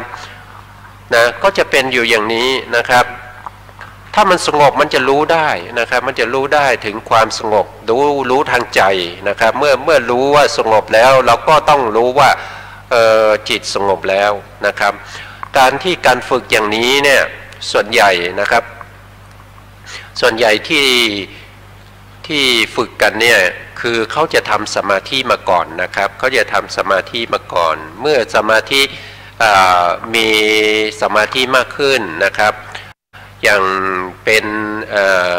สมาธิขั้นแรกเนี่ยจะเป็นคณิกาสมาธิก็คือรู้ชั่วขณะหนึ่งที่เกิดขึ้นนะครับต่อมาก็คณิกาสมาธิเนี่ยมันจะติดต่อกันใช่ไหมครับไม่ว่ากำหนดอารมณ์อะไรเราต้องพยายามให้สติของเราเนี่ยกำหนดอยู่อารมณ์นั้นอย่างเดียวนะครับลมหายใจเข้าก็รู้ลมหายใจออกรู้เฉพาะลมหายใจเข้ากับออกรู้ลมนะรู้ลมไม่ใช่ไปรู้คำภาวนานะครับบางทีเรานั่งไปนั่งมาเนี่ยบางคนกำหนดในเรื่องของพุทโธอย่างเนี้ยพุทโธบางคนก็ไปกำหนดในเรื่องของการนับนะครับในวิสุทธิมรรคก็จะมีการนับนะครับนับหนึ่งหายใจเข้าหนึ่งนะครับหายใจออกก็หนึ่งนะครับหายใจเข้าสองหายใจออกก็สองนะครับอันนี้นับแบบช้าๆนะครับพอไปถึง5ก็มาเริ่มต้น1ใหม่นะครับหายใจเข้า1หายใจออก1หายใจเข้า2หายใจออก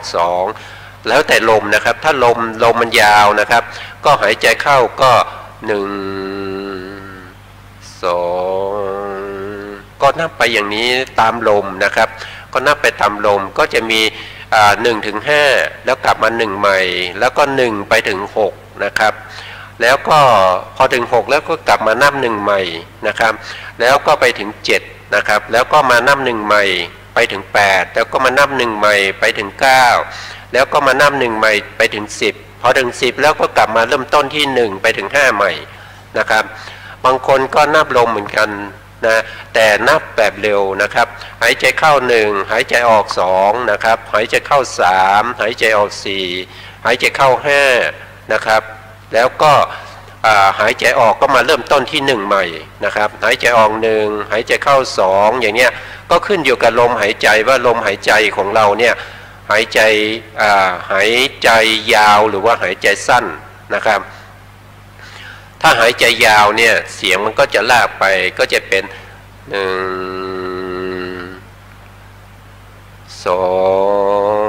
อย่างเนี้ยนะครับก็นั่งดูลมหายใจไปเรื่อยๆแต่อย่าไปติดลมคำภาวนาให้ดูที่ลมหายใจนะครับแต่คำภาวนาเนี่ยเอามากำกับไว้นะครับกำกับไว้เพราะอะไรก็เหมือนกับวิตกเนี่ยนะครับที่ยกจิตขึ้นสู่อารมณ์เนี่ยถ้าไม่มีคำภาวนาตัววิตกมันก็จะหายไปมันก็ไม่ยกมันก็ฟุ้งมันก็ออกไปแล้วจิตก็ออกไปแล้วไปรู้เรื่องอะไรก็ไม่รู้ที่เราเคยประสบพบเจอที่เราคาดหวังว่าเราจะทำอย่างนั้นอย่างนี้นะครับมันก็จะฟุ้งไปนะครับแต่เมื่อเรารู้อีกทีไปได้นานแล้วก็เมื่อรู้ก็ต้องดึงกลับมา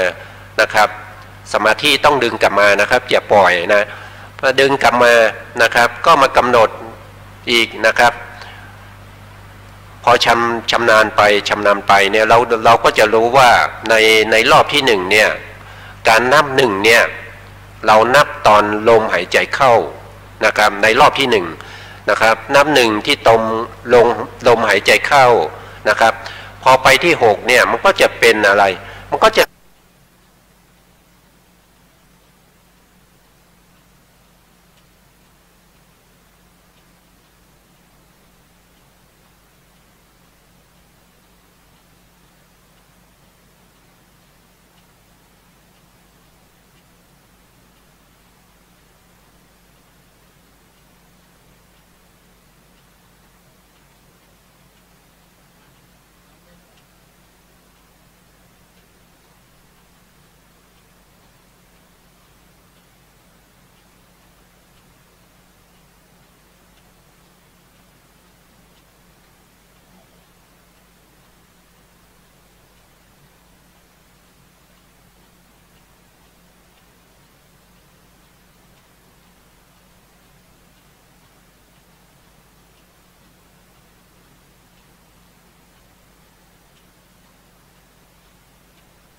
เป็นลม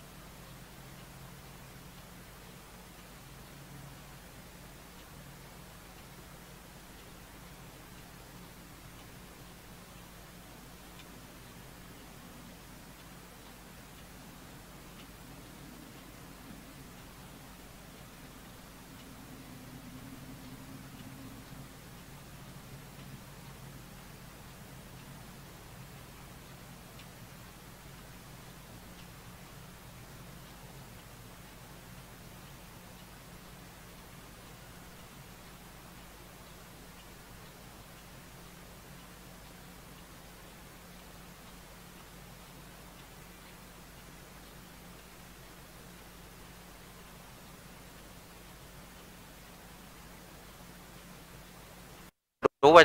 สภาวะของความสงบของจิตเนี่ยมันเป็นอย่างนี้มันเป็นอย่างนี้มันเป็นลักษณะอย่างนี้นะครับเมื่อเรากำหนดรู้อย่างนี้ก็เป็นธรรมานุปัสสนาสติปัฏฐานมันก็กลับไปสู่ในความเป็นวิปัสสนานะครับเนี่ยมันก็เริ่มต้นจากอะไรก็เริ่มต้นจากสมาธินะครับเพราะว่าสมาธิเนี่ยก่อให้เกิดปัญญานะครับปัญญาคืออะไรปัญญาคือวิปัสสนานะครับอันดับแรกที่จะต้องทำนั่นก็คือศีลใช่ไหมครับศีลเราต้องบริสุทธิ์ศีลเราต้องไม่ด่างพร้อยนะครับเราไม่เวลาเราพิจารณาถึงศีลของเราต้องพิจารณาแล้วไม่สามารถที่จะติเตือนตัวเองได้ว่าศีลข้อนั้นไม่บริสุทธิ์ศีลข้อนี้ไม่บริสุทธิ์นะครับเราอย่าไปคิดถึงอดีตนะครับเราอย่าไปคิดถึงอดีตในอดีตเนี่ยไม่มีใครที่ไม่เคยทำผิดเนี่ยไม่มีนะครับเพราะฉะนั้นเนี่ยในขณะที่เราสมาทานศีลเนี่ยก็ให้เริ่มตรงนั้นมาเลยนะครับอย่างเช่นบุคคลที่ไปปฏิบัติธรรมเนี่ยขั้นแรกเนี่ยท่านให้สมาทานศีลนะครับให้รับศีลไปก่อน นะครับเมื่อรับศีลแล้วเนี่ยเราต้องรักษาศีลเอาไว้ไม่ให้มันด่างพร้อยนะครับตั้งแต่วันที่เราสมาทานในวันที่เรารับกรรมฐานนะอันนั้นก็ถือว่าเป็นศีลของเรานะครับแล้วเราก็หมั่นพิจารณานะครับหมั่นทบทวนอยู่บ่อยๆว่าศีลที่เรารับมานั้นนะมันบริสุทธิ์อยู่หรือเปล่านะครับ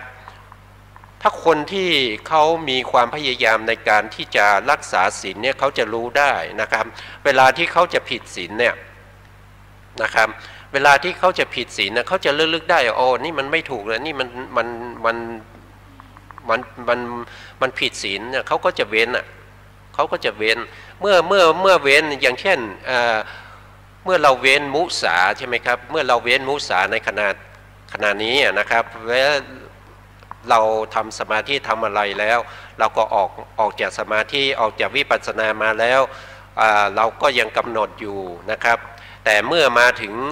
ช่วงที่เราระลึกถึงศีลเนี่ยเราก็ระลึกว่าโอ้ศีลเราบริสุทธิ์แท้เนาะเมื่อ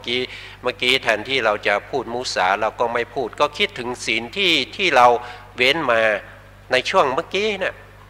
นะครับอย่างนี้ก็ถือว่ามีศีลนะครับคนที่มีศีลเนี่ยไม่ใช่ว่านั่งอยู่เฉยๆมีศีลนะครับศีลนี้ต้องเกิดจากการหนึ่งก็คือการสมาทานนะครับการสมาทานรับศีลเนี่ยถือว่ามีศีลในขณะนั้นนะครับสองก็คือเกิดจากการที่เราละเว้นในขนาดนั้นที่เราจะทำผิดศีลเนี่ยเราเว้นถือว่าเรามีศีลนะและอันที่สามเนี่ยเรามีศีลในตอนที่เราระลึกถึงว่าโอ้เราเว้นแล้วศีลเราบริสุทธิ์แล้วนะครับเราเว้นจากมุสาวาทเมื่อกี้เนี่ยนะครับศีลก็บริสุทธิ์อย่างนี้ก็ถือว่ามีศีลบริสุทธิ์แล้วก็มีศีลด้วยไม่ว่าจะเป็นสมาทานในขนาดละหรือว่าในขนาดที่หวนระลึกได้ถึงศีลนั้นนะครับอย่างนี้มีศีลนะแต่ถ้านั่งอยู่เฉยๆเนี่ย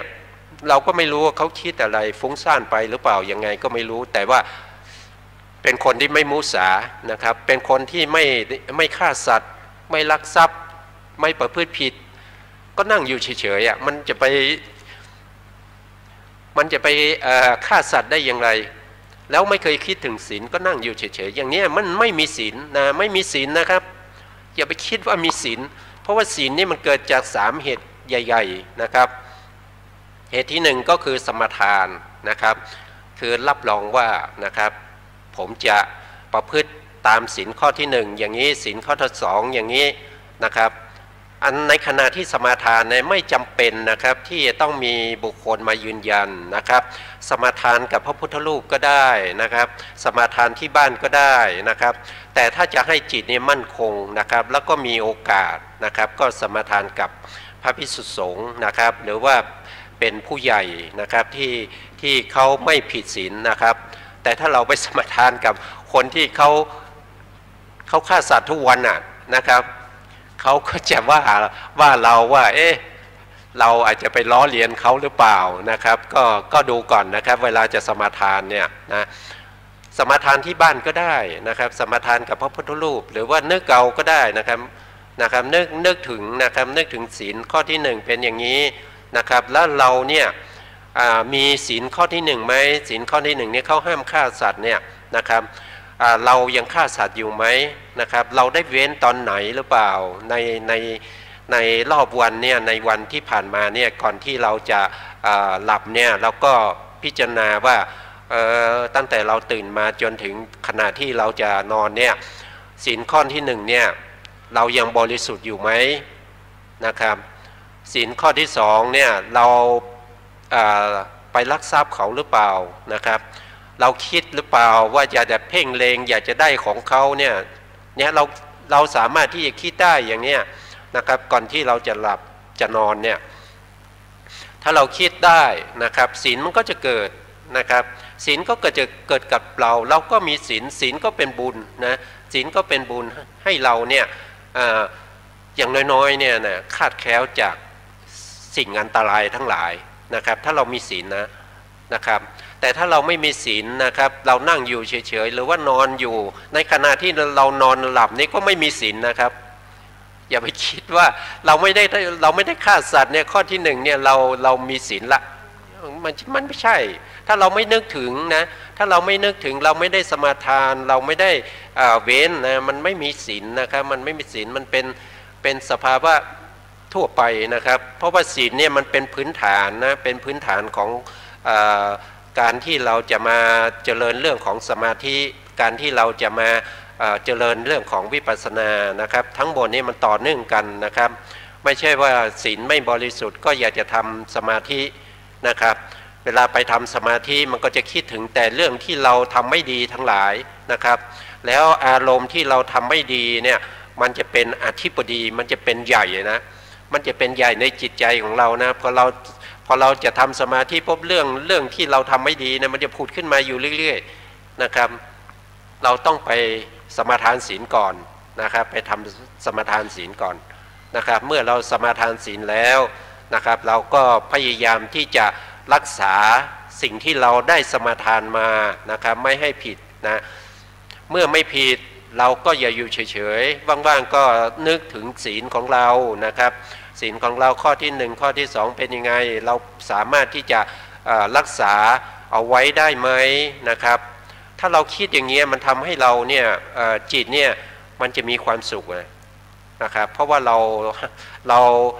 าสมาทานแล้วเราก็ไม่ผิดเราก็รักษาได้นะครับสุดท้ายยังเป็นสัจจะนะครับเป็นสัจจะบารมีด้วยนะครับอย่างพระพุทธองค์เนี่ยนะครับตั้งแต่4อสงไขยมาจนเป็นพระพุทธเจ้าเนี่ยนะครับสมาทานเรื่องของสัจจะเนี่ยไม่เคยผิดนะสัจจะวาจาของพระพุทธองค์ในสมัยที่เป็นเขาเรียกว่าเป็นนิยตะโพธิสัตว์นะเป็นพระโพธิสัตว์ที่แน่นอนเที่ยงแท้ในการที่จะตรัสรู้เนี่ยไม่เคยผิดข้อนี้นะเคยฆ่าสัตว์ไหมเคยนะครับเคยฆ่าสัตว์นะเคยในเรื่องของผิดกามไหมผิดนะเคยผิดนะแต่เรื่องของมุสาเนี่ยท่านไม่เคยนะครับรักษาไว้ได้อย่างมั่นคงอันนี้เป็นบารมีนะครับเป็นบารมีของพระพุทธองค์นะครับที่สามารถจะทำให้ได้ตรัสรู้สัพพัญญุตญาณเป็นพระสัมมาสัมพุทธเจ้านะครับนะผู้การครับท่านผู้ฟังครับเรากำลังศึกษาถึงเรื่องการน้อมนำสติปัฏฐาน 4มาปฏิบัติในชีวิตประจำวันได้อย่างไร แล้วก็เริ่มศึกษาไปตามลำดับเริ่มต้นด้วยศีลมาสมาธิประกอบสติแล้วก็เจริญปัญญา ตอนนี้เรายังอยู่ในเรื่องของจิตตา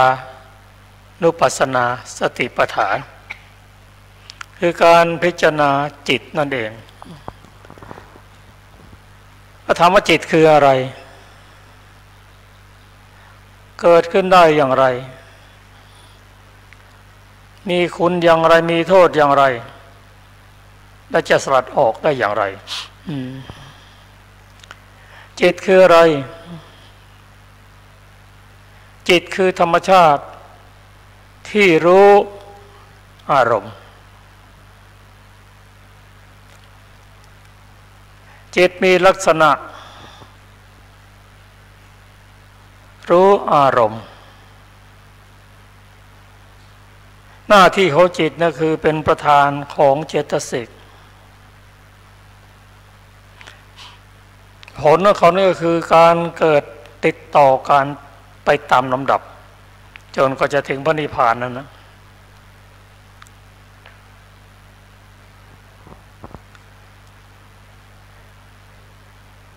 มีสังขารเป็นเหตุใกล้ทำให้เกิดจิต ที่ในจิตมีกี่อย่างจิตมี6อย่างด้วยกันนั่นคือจิตเห็นเรียกว่าจักขุวิญญาณจิตจิตเห็นจิตได้ยินจิตได้กลิ่นได้รสได้สัมผัสได้ธรรมารมณ์จิตมี6อย่างนั่นเอง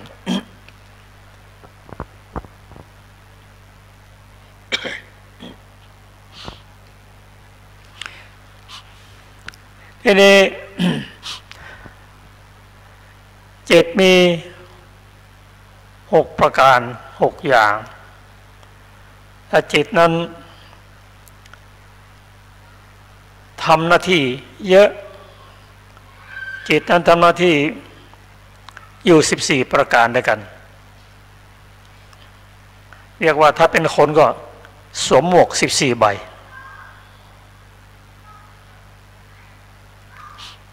ทำหน้าที่จุติตายปฏิสนธิเกิดทำหน้าที่รักษาอารมณ์เรียกว่าภวังคจิตทำหน้าที่จิตเห็นจิตได้ยินได้กลิ่นได้รสได้สัมผัสได้รู้ธรรมอารมณ์ ทำหน้าที่บันทึกชาวนะตถารมณะมี14ประการแต่ผมอาจจะไม่ครบนะแต่รู้ว่าจิตนะทำหน้าที่มากมาย14ประการก็จิตดวงเดียวนั่นแหละกล่าวกันว่าจิตนั้นเป็นจิตที่ไม่นิ่งนะมีการเป็นโลภะโทสะโมหะตลอดเวลา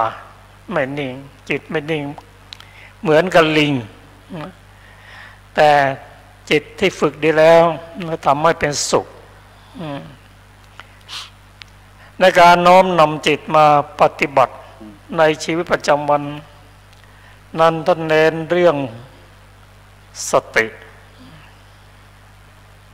ดังที่ได้ทราบว่าตัวสติน่ะเป็นตัวกั้นโลภะโทสะโมหะมันจะเตือนเราก่อนเพราะฉะนั้นจิตที่มีสตินั้นจะรู้ว่าขณะโกรธ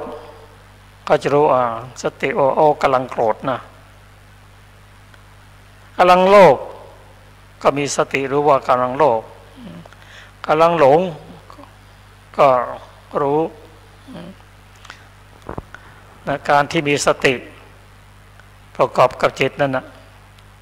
จะทำให้ลดกิเลสไปได้เยอะเพราะฉะนั้นท่านกล่าวว่าสตินั้นเป็นตัวทำให้การเจริญสติปัฏฐานนั้นสำเร็จรุ่งได้ดี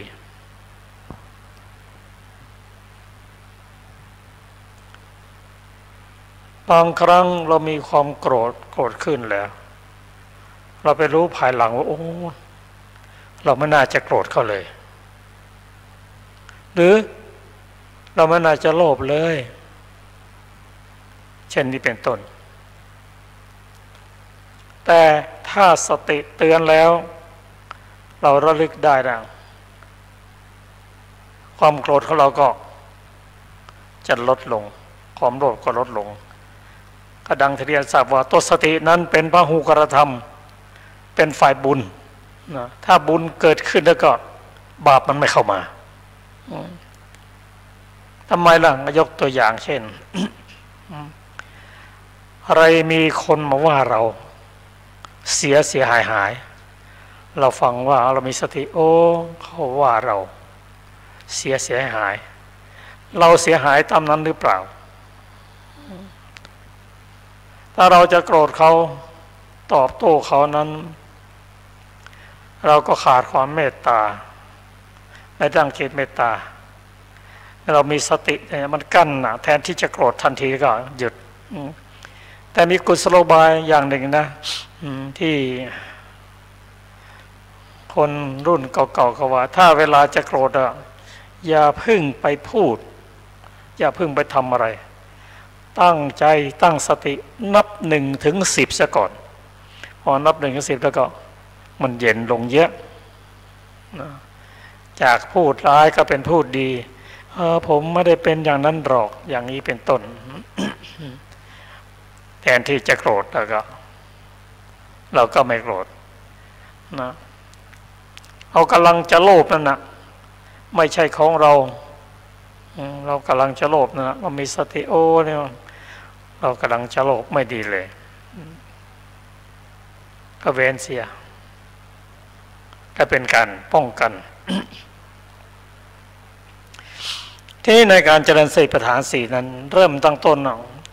รู้ขนาดจิตว่าจิตนั้นเป็นกุศลหรือเป็นอกุศลมีสติ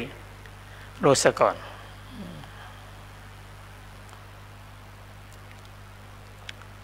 ในการวิปัสสนานั้นก็รู้ลึกลงไปว่าการโกรธหรือความหลงนั้นความโลภนั้นมันมีปัจจัยอยู่มันมีเหตุอยู่เหตุของความโกรธนั้นอะไรเพราะว่าเราได้ยินได้เห็นได้กลิ่นได้รสได้สัมผัสที่ไม่ดีเป็นอนิจจารมณ์เราไม่พอใจแต่ถ้าเราศึกษาลึกลงไปว่าการที่เราโกรธนั้นเพราะการเห็นสิ่งที่ไม่ดีการได้ยินได้กลิ่นรสไม่ดี อันนั้นเป็นวิบากของเราเป็นผลของเราที่ทำไว้ในอดีตชาติถ้าเราต้องการจะตัดลดลงไปก็ไม่ควรจะสร้างความโลภความโกรธความหลงขึ้นมาอีกโดยการมีสติครับมีคำถามขึ้นมาว่า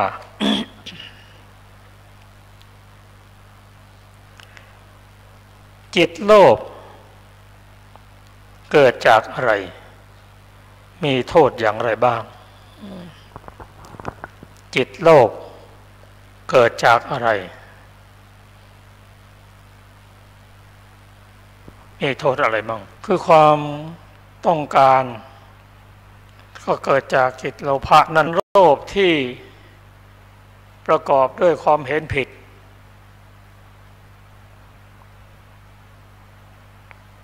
ด้วยความจงใจของตนเองก็มีจิตโลภที่ไม่มีความเห็นผิดก็มี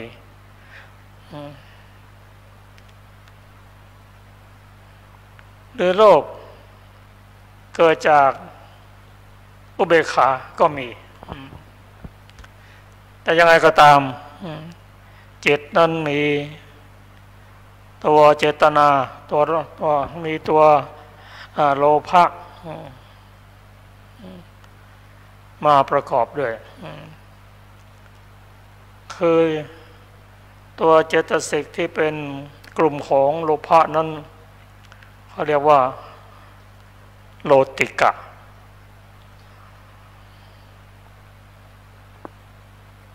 ประกอบด้วยโลภะทิฏฐิและมานะเนี่ยถ้าเรารู้สาเหตุอย่างนี้การเกิดขึ้นอย่างนั้นมันไม่ใช่ตัวเราของเรามันเป็นเพียงนามธรรมอันหนึ่งแต่เราไปยึดมันมาเป็นตัวเราของเราความจริงมันไม่ใช่ในพูดง่ายๆว่าจิตที่โกรธนั้นเกิดขึ้นโดยอาศัยอารมณ์ที่เป็นอิทธารมณ์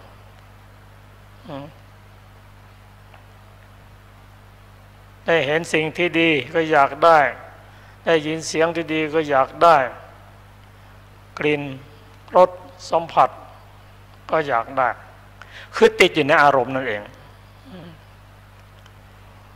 จะว่าไปเรื่อยๆก็เป็นตัวตัณหานะตัณหานั้นลักษณะของตัณหานะครับ เป็นเหตุอะไรเป็นเหตุให้อยู่ในโลกนานๆเป็นสมุทัย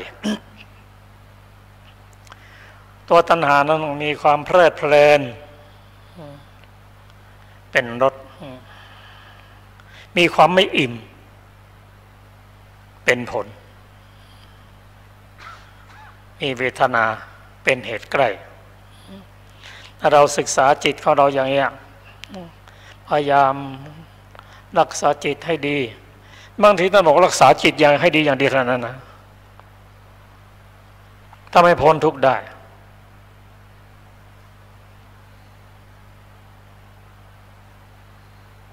เพราะจิตโลภนี้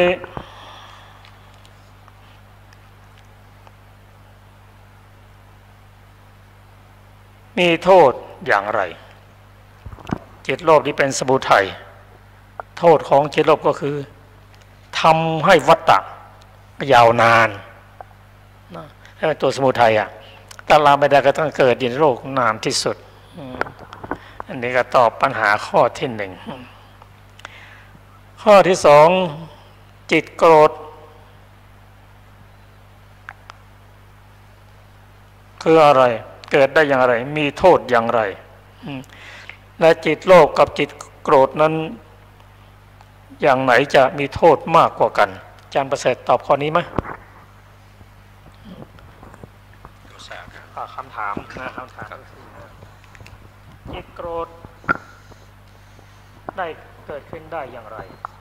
มีโทษอย่างไรและจิตโลภและจิตโลภกับจิตหลงนะอันไหนจะโทษมากกว่ากันเชิญครับครับก็ข้อที่หนึ่งก็คือถามว่าโทสะเนี่ยเกิดขึ้นได้อย่างไรนะครับสาเหตุของการเกิดโทสะเนี่ยว่าโดยตรงๆเหตุใกล้ก็คือประสบกับอารมณ์ที่ไม่เป็นที่ชอบใจนะครับก็เกิดโทสะนะครับเกิดความไม่พอใจแต่ถ้าเราศึกษาดีๆโทสะเนี่ยมันอาจจะเกิดได้จากอัธยาศัยนะอัธยาศัยที่ในอดีตที่เราเกิดมาจากในภพภูมิที่มีโทสะมากนะครับพอมาเกิดเป็นมนุษย์เนี่ยพื้นฐานเนี่ยคือเขามีอัธยาศัยของโทสะอยู่แล้วนะครับก็ทำให้โทสะในตัวเขาเนี่ยจะเกิดได้ง่ายนะครับเกิดได้ง่ายอันนี้ก็ข้อหนึ่งนะครับ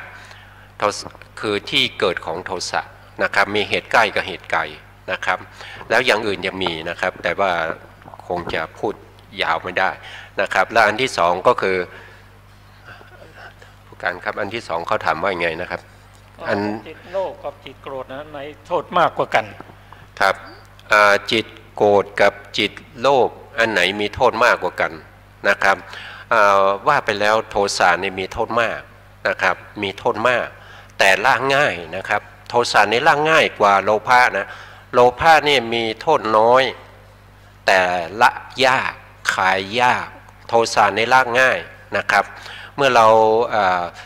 จะละโลภะกับโทสะเนี่ยต้องพระอนาคามีก็ละได้แล้วโทสะเนี่ยโดยสมุเฉทนะครับแต่ว่าถ้าเป็นโลภะเนี่ยต้องเป็นพระอรหันต์นะพระอรหันต์เนี่ยละโลภะในส่วนที่เป็นเขาเรียกว่าเป็นตัณหาประเภทที่เป็นรูปฌานนะรูปฌานนะครับ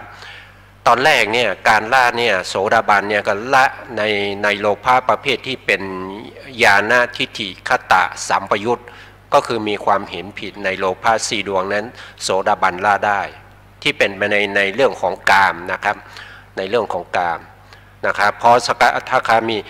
ที่เป็นไปในเรื่องของกามที่นำไปสู่อบายโสดาบันละได้นะครับแล้วสกทาคามีก็มาละโลภะอีกนะครับแต่ละโลภะที่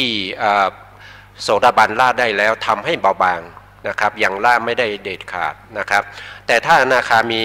ก็จะละโลภะได้ในส่วนที่เป็นกามราคะที่เป็นอย่างละเอียดนะครับอันนี้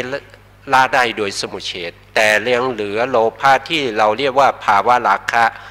ภาวะราคะก็คือรูปฌานนะรูปฌานรูปภพอรูปภพอนาคามียังละไม่ได้นะครับต้องละด้วยพระอรหันต์นะครับถ้าเรามาดูโทสะเนี่ยโสดาบันเนี่ยละได้โดยการทำให้เบาบางในส่วนที่จะนำไปสู่อบายนะครับโสดาบันละได้แต่ไม่ใช่เป็นสมุจเฉทนะครับแต่ส่วนที่นำไปสู่อบายนี่ละได้พระสกทาคามีก็ทำให้เบาบางพอมาเป็นพระอนาคามีเนี่ยโทสะจะหมดเลยนะครับ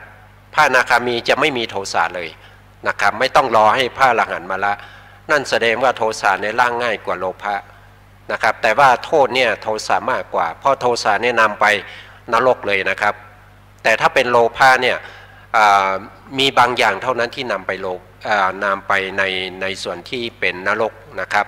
ส่วนใหญ่ก็ไปเป็นเปรตนะครับไปเป็นเปรตเป็นเดรัจฉานนะครับก็จะโทษถือว่าไม่มากเท่าโทสะนะครับโทสะนี่ลงไปถึงนู่นเลยนะครับอเวจีนะครับ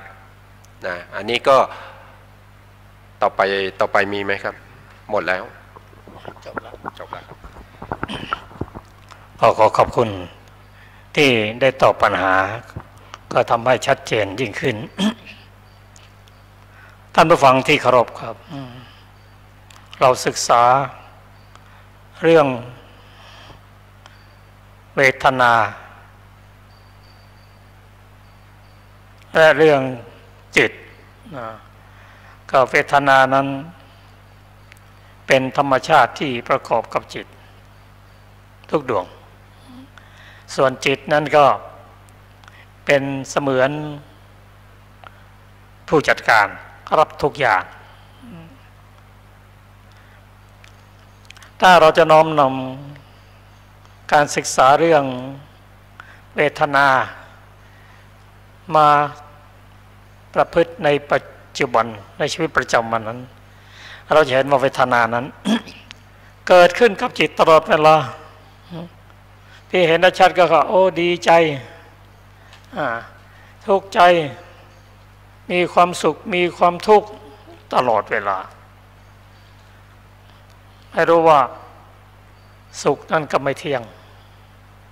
ทุกข์นั้นก็ไม่เที่ยงจะมีผลนั้นตัวสุขนั้นก็เป็นตัวสมุทัยทำให้เราอยู่ในโลกยาวนานทุกข์นั้นเป็นโทสะถ้าออกมาทางกายวาจาแล้วก็ให้โทษ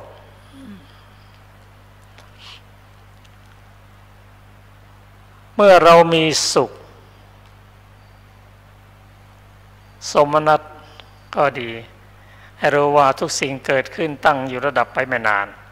ถ้ามีสุขก็อย่าไปเพลินในสุขให้มากเกินไปอย่าไปติดสุขมากเกินไปเตรียมตัวไว้เถอะว่าเมื่อไรมีสุขแล้วก็ทุกข์จะตามมาอันนี้ก็เป็นข้อที่เราจะได้พิจารณาเป็นสิ่งแรกทุกข์ก็เหมือนกันเมื่อเกิดขึ้นแล้วมันมีเหตุมีปัจจัยไม่ใช่ตัวเราเป็นผู้ทุกข์ไม่มีบุคคลเป็นทุกข์แล้วก็มันไม่ได้ตั้งอยู่นานเมื่อทุกข์เกิดขึ้นแล้วก็อย่าไปเสียอกเสียใจถึงกับต้องทำลายร่างกายของตนเองและผู้อื่นเหมือนวันไหนที่เกิดขึ้นนั้นก็มีทั้งกลางวันกลางคืนความทุกข์ก็อาจไม่ตั้งอยู่นานหรอกถ้ามีทุกข์ก็เหมือนตอนกลางคืนรอจนกว่ามันสว่างรู้จักอดทนเพราะคำสอนของพระเจ้านั้นเป็นประโยชน์ทั้งนั้นขอให้เน้นเรื่องสติทั้งเวทนาเมื่อมีทุกข์ก็รู้ว่าขณะนี้กำลังทุกข์เมื่อมีสุขก็ขณะนี้กำลังมีสุขหรือเฉยๆก็เฉยๆแต่ทั้งหมดนั้นมีเหตุปัจจัยทั้งสิ้นทำนองเดียวกันเมื่อมีทุกข์ก็ให้มีสติกำหนดไว้เรื่องจิตก็เหมือนกันขณะที่มีจิตโกรธก็รู้ว่ามีกำลังโกรธเมื่อกำลังโลภก็รู้กำลังโลภเช่นนี้เป็นต้นครับท่านผู้ฟังที่เคารพครับนี่ก็เป็นเรื่องของเวทนาและของจิตเป็นเรื่องของตัวเราทั้งนั้นไม่ใช่เรื่องผู้อื่นครับก็ถึงเวลาที่เราจำรายการนี้จากท่านผู้ฟังก่อนที่จะจบรายการเราก็จะได้กล่าว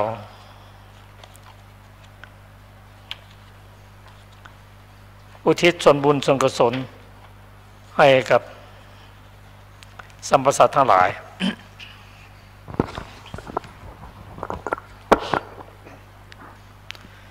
คำอุทิศส่วนกุศลมีดังต่อไปนี้ สัตว์ทั้งหลายไม่มีที่สุดไม่มีประมาณจงมีส่วนแห่งบุญที่ข้าพเจ้าได้ทำในบัดนี้และแห่งบุญอื่นที่ได้ทำไว้ก่อนแล้วคือจะเป็นสัตว์เหล่าใดซึ่งเป็นที่รักใคร่และมีบุญคุณ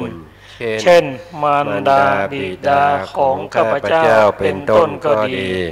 ที่ข้าพเจ้าเห็นแล้ว หรือมิได้เห็นก็ดีสัตว์ละอื่นซึ่งเป็นกลางกลางหรือเป็นคู่เวรกันก็ดีสัตว์ทั้งหลายตั้งอยู่ในโลกอยู่ในภูมิทั้งสามอยู่ในกำเนิดทั้งสี่มีขันธ์ห้าขันธ์มีขันธ์เดียวมีขันธ์สี่ขันธ์กำลังท่องเที่ยวอยู่ในภพน้อยภพใหญ่ก็ดีท่านเราใดรู้ส่วนบุญที่ข้าพเจ้าแผ่ให้แล้ว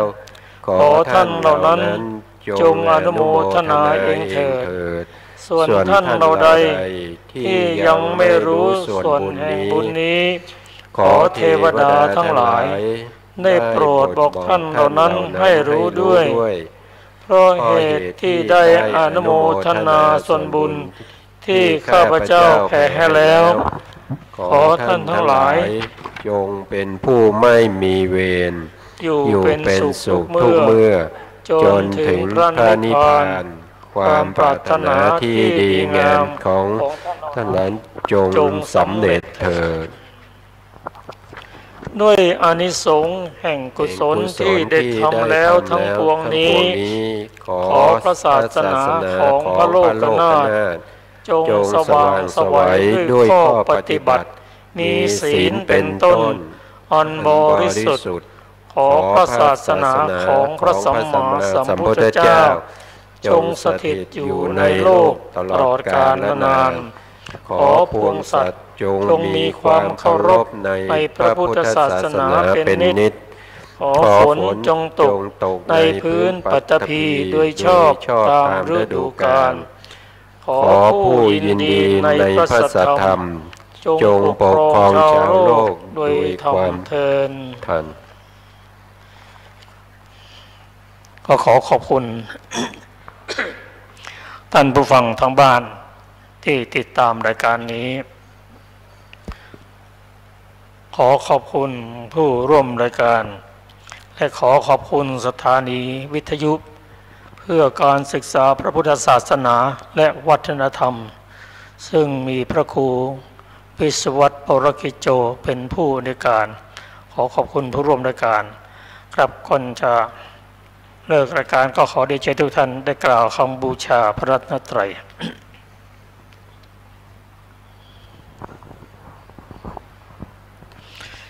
อะระหังสัมมาสัมพุทโธภะคะวาพุทธังภะคะวันตังอภิวาเทมิสวากขาโตภะคะวะตาธัมโมธัมมังนัมสสามิสุปฏิปันโนภะคะวะโตสาวกสังโฆสังฆังนามามิ